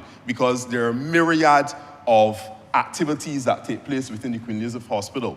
And oftentimes we sit and we may want to critique one aspect or another aspect of its operations, but there's a myriad of activities that take place within this institution, thousands of employees, moving parts, all throughout the institution from top to bottom. And I believe, Mr. Speaker, that even in the midst of the challenges and the challenging environment that it is, I believe that they need to be commended for the excellent work that they're doing on a daily basis to ensure the good health of not only our people, but even the visitors to our shores. Now, this amendment,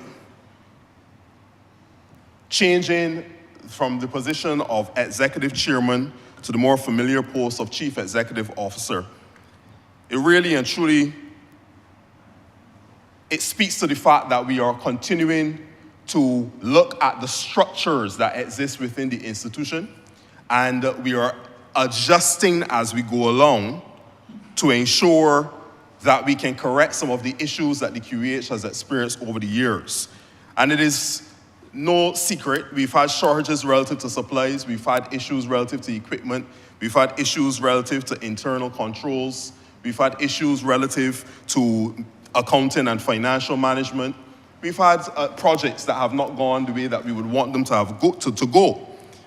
So even as we recognize those challenges, back in 2019, this administration sought about and set about to make the adjustments to the governance structure of the QEH by changing the post of CEO to executive chairman and therefore allowing that governance position within the board of management to be able to have more direct oversight and operational oversight of the activities at the QEH.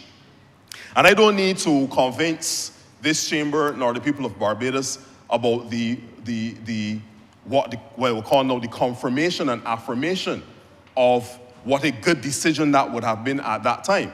Because just after making that move in 2019 into 2020, we all know what took place. We saw the world go through what it had not experienced in over 100 years. A global pandemic that caused the entire world to reel relative to its health and wellness. So during that 2019 decision and that amendment, we would have created the post of executive chairman, but we didn't stop there. We would have created 2 additional posts as well: chief operations officer and executive director of clinical and diagnostic services. So we rode through the COVID-19 pandemic, and I must at this point in time applaud the leadership of the Ministry of Health at that time. The Honourable, the Right Honourable, I think is most honourable right now, Lieutenant Colonel Jeffrey Bostet. I didn't ask for permission to mention his name, sir, but I'm saying it in a positive light, so my apologies. And of course, the Cabinet of Barbados, led by our Prime Minister, the Honourable Member for St. Michael North East, the Honourable Mia Moore-Motley, and the entire team at that time that would have been the leadership of the Ministry of Health and Wellness, the leadership of the Queen Elizabeth Hospital, that would have safely navigated us through what was one of the most challenging health crises that the world has seen, or people alive has seen to date.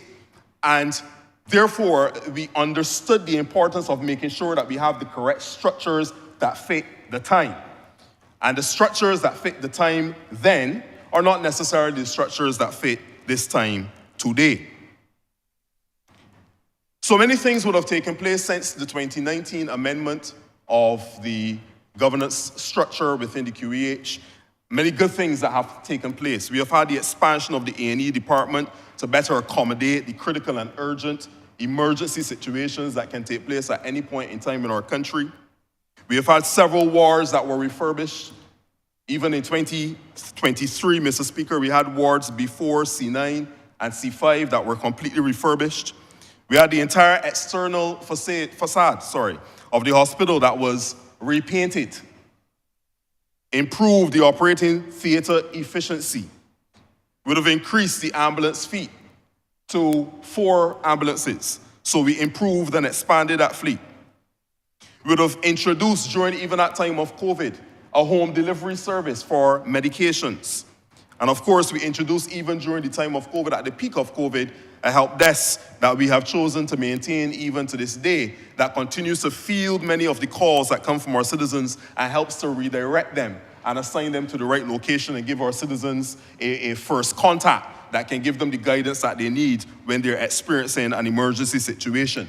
So having successfully navigated the COVID crisis and going out from that and expanding from that to be able to improve the operational efficiencies and to make several improvements and enhancements to the delivery of services at the Queen Elizabeth Hospital, we are now at this point in time the government is of the view that we need to now continue the improvement and enhance the governance and management model within the Queen Elizabeth Hospital to now revert to the post of the recreation of the post of Chief Executive Officer, to continue the daily drive towards operational efficiency and service delivery improvement. And whilst we understand that the name of a post is important, we do believe that the greater level of importance should be placed on the persons that will be placed in certain posts and positions.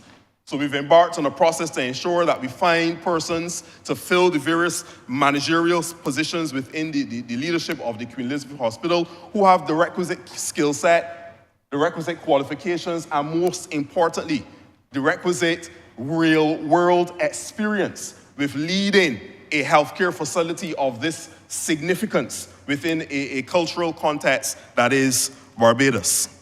So, sir, as I begin to close, I have earmarked and pinned a lot of this discussion on continuous improvement. And as a person who has been a part of business for many, many years, having led several businesses and the transformation and the success of those businesses over the years, there's a word that comes to mind, and that word is kaizen, sir. Kaizen is a Japanese word. It comes from Japanese business environments and contexts. And the word basically means continuous improvement or change for the better.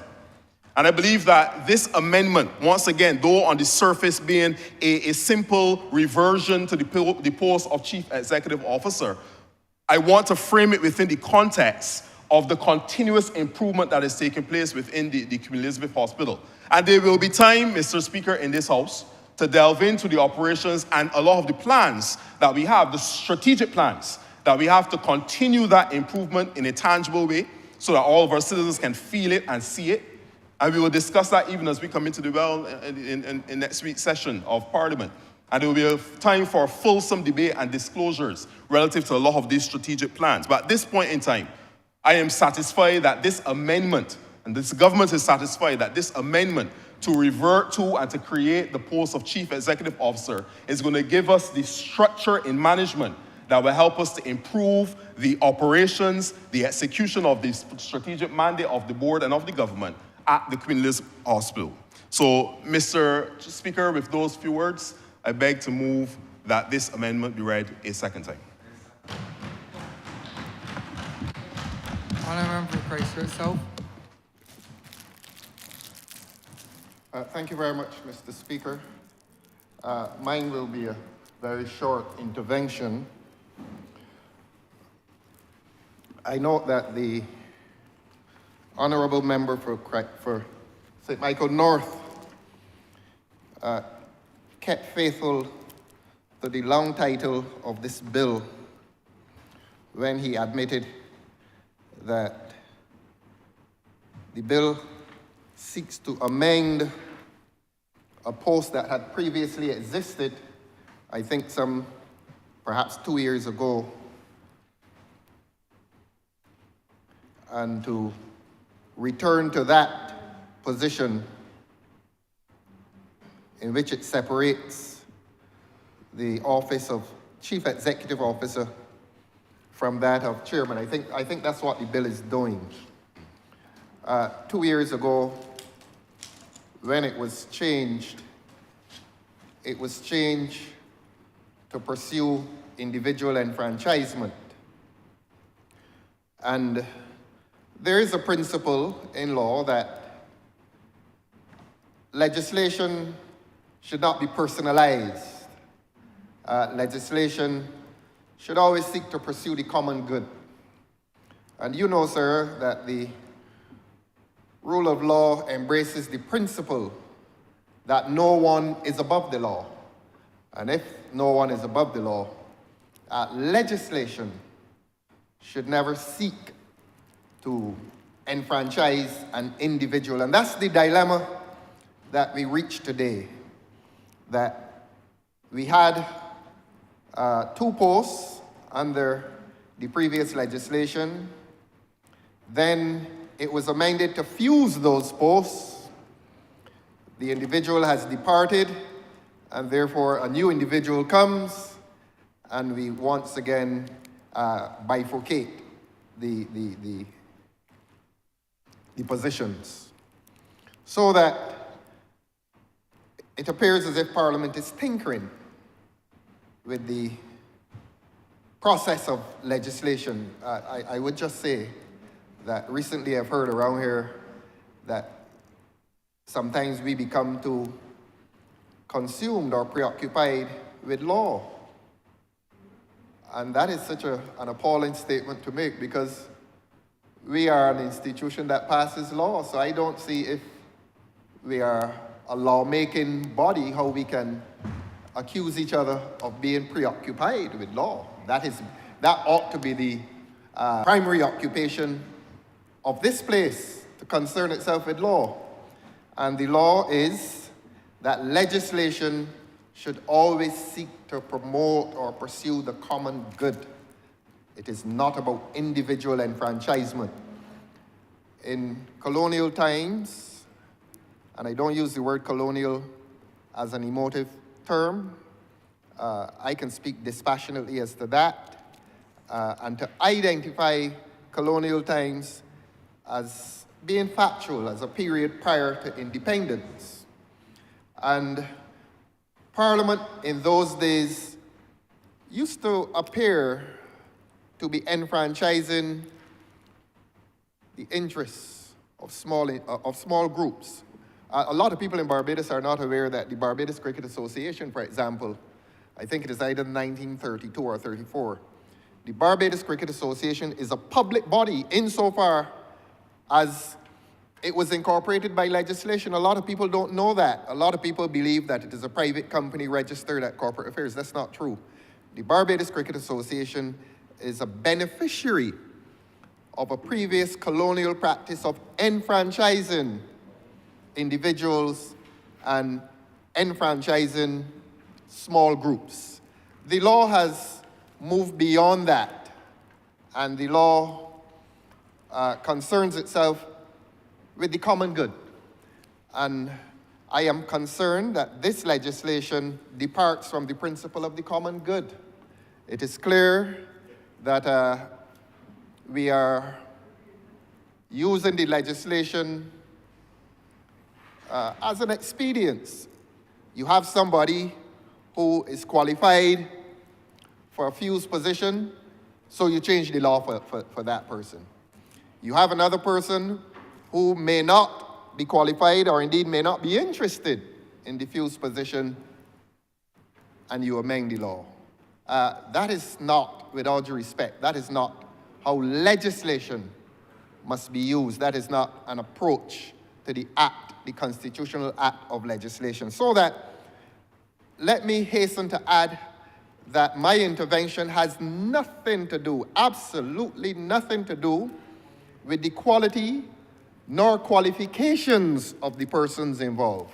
Certainly not the last person, certainly not this person. Has absolutely nothing to do with the quality or the qualifications of those persons. This is a point made in principle, that legislation, I repeat, must always be passed for the common good, and it must never pertain to enfranchising individuals. If it enfranchises individuals, it finds itself in breach of the rule of law, which says that no one is above the law. And anytime, I repeat again, anytime legislation appears to place individual interests above the common good, it is offending against the rule of law. So that, Your Honor, that is my intervention. It is a caution to this Parliament. It is a caution to this Parliament based on principle. And that principle remains that legislation must pertain to the common good. So that having taken that position, I must express opposition to the amendment. And I say again, I do not know the individual for whom this is being done. And while I know the individual for whom it was previously done, it does not express any commentary on the quality nor the qualification of either party. So that, Your Honor, those are my objections in principle to the use of legislation to enfranchise individuals and where there seems to be an abandonment of the principle of the common good. I'm obliged to you, sir.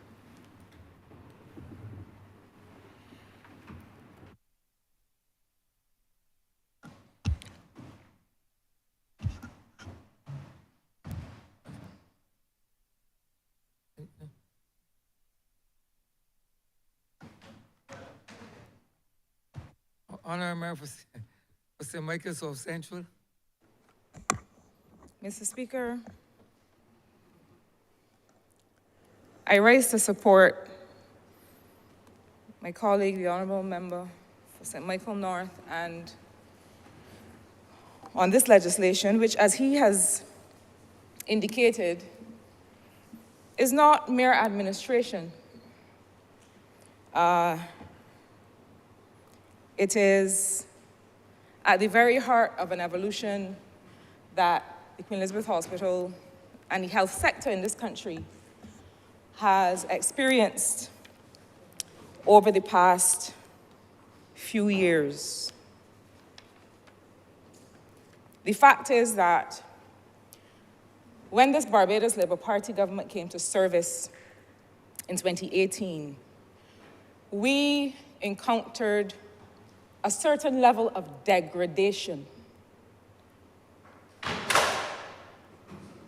including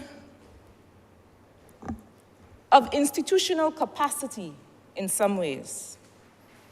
We saw, and I won't repeat all of the various indicators of decay and decrepitude that had taken hold in a previous Democratic Labour Party administration. We experienced it all. We experienced it all in our homes, in our communities.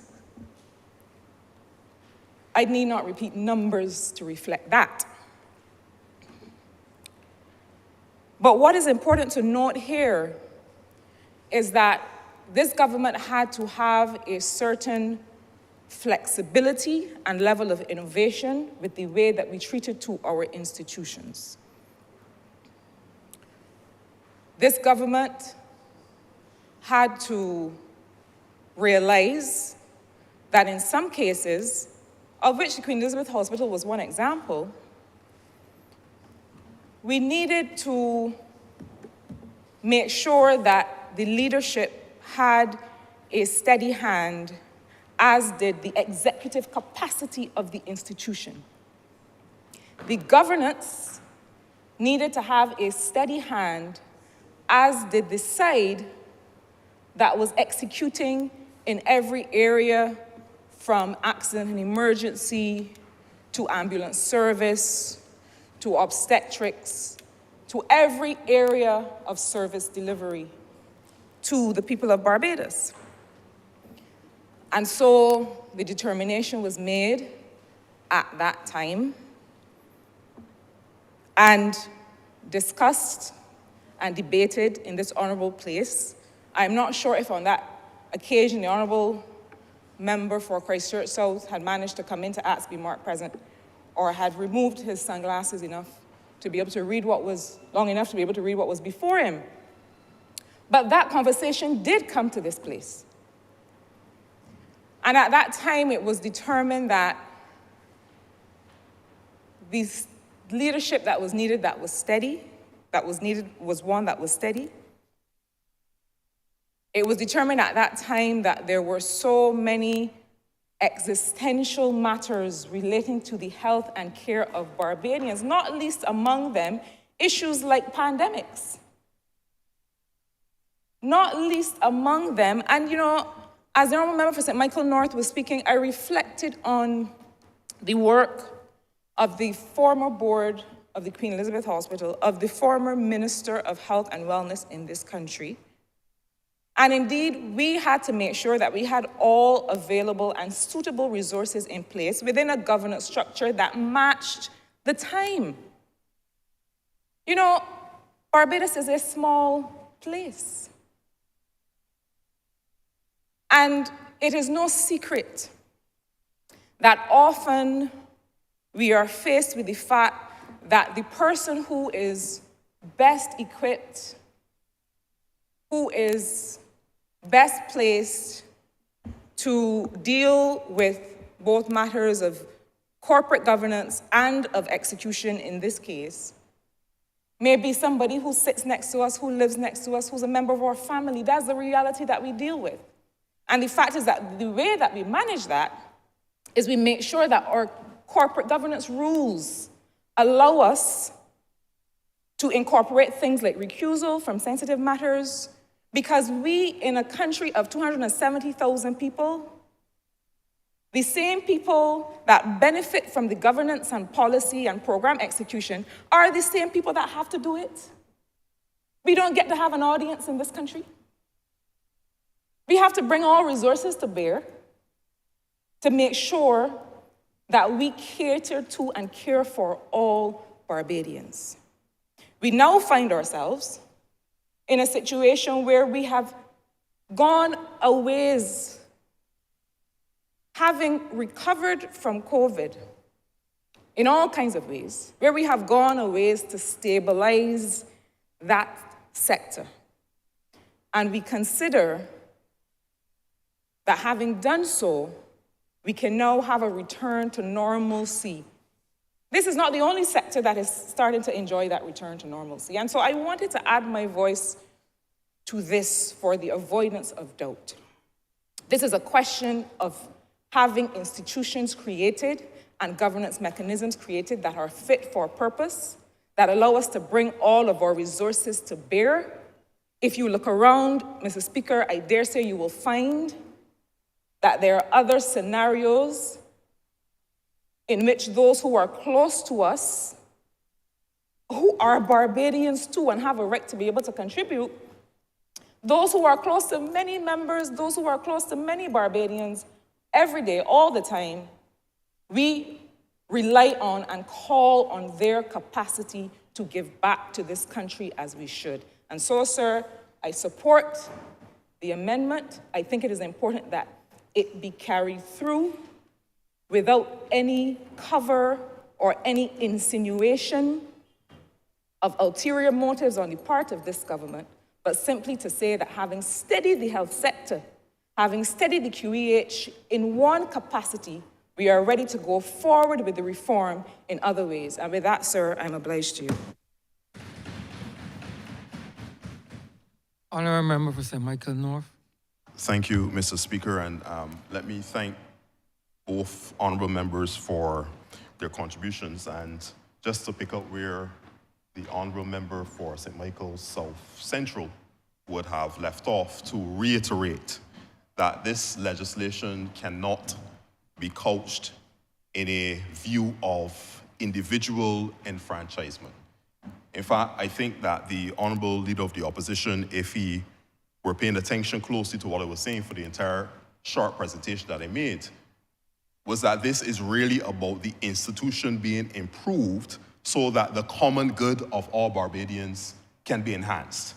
The entire change in this amendment to the QEH bill really is about ensuring that the people of Barbados can get the best quality care from the institution known as the Queen Elizabeth Hospital.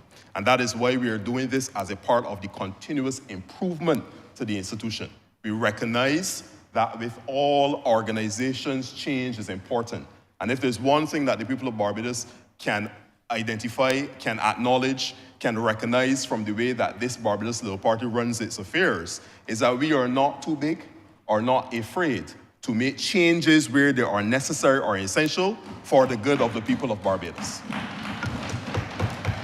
So just as I close, to reiterate and to underscore, this is legislation that is for the common good. This is all that we are trying to do at this point in time, is to ensure that the institution has the best possible chance to deliver on its mandate and to ensure the people of Barbados have the best possible healthcare service possible. So with that, Mr. Speaker, I would like to beg to move that this legislation be read, this bill be read a second time. Question is that the aforementioned bill be read a second time. All those honourable members in favour, please say aye. Those against, please say no. Me think the ayes have it. Committee or? That you lead, sir? Okay. With that, Mr. Speaker, I beg to move that you now leave the chair and the House resolve itself into committee for further consideration of this bill. The question is that the Speaker do not leave the chair and the House resolve itself into committee for further consideration of this bill. All those honourable members in favour, please say aye. Those against, please say no. We think the ayes have it.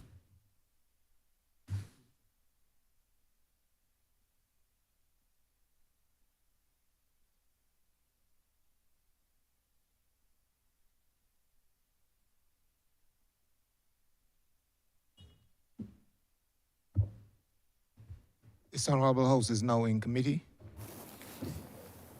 Clauses 1 to 3. Mr. Chairman, I beg to move that clauses 1 to 3 stand part. Second. The question is that clauses 1 to 3 stand part. All honourable members in favour, say aye. Honourable members against, say no. Methinks the ayes have it.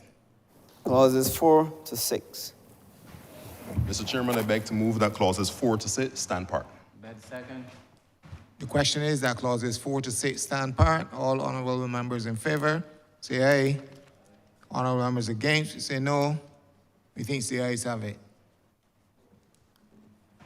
Mr. Chairman, I beg to move that you report the passage of one bill in committee to the Speaker. I beg leave for him to sit again. The question is that I do now report the passing of one bill in committee to His Honour the Speaker. All honourable members in favour, say aye. Honourable members against, say no. Methinks the ayes have it.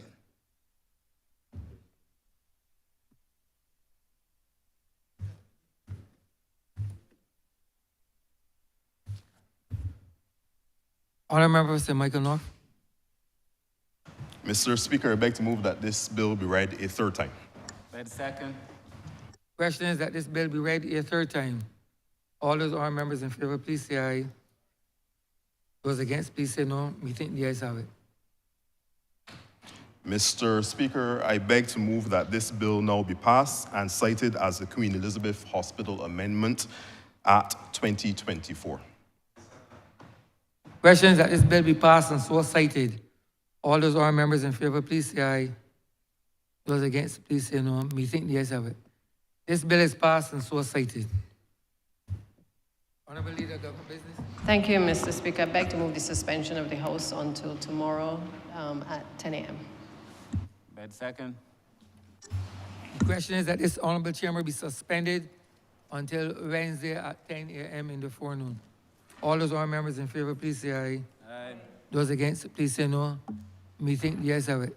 This honourable chamber stands suspended until Wednesday, the 6th day of March 2024 at 10 a.m. in the forenoon.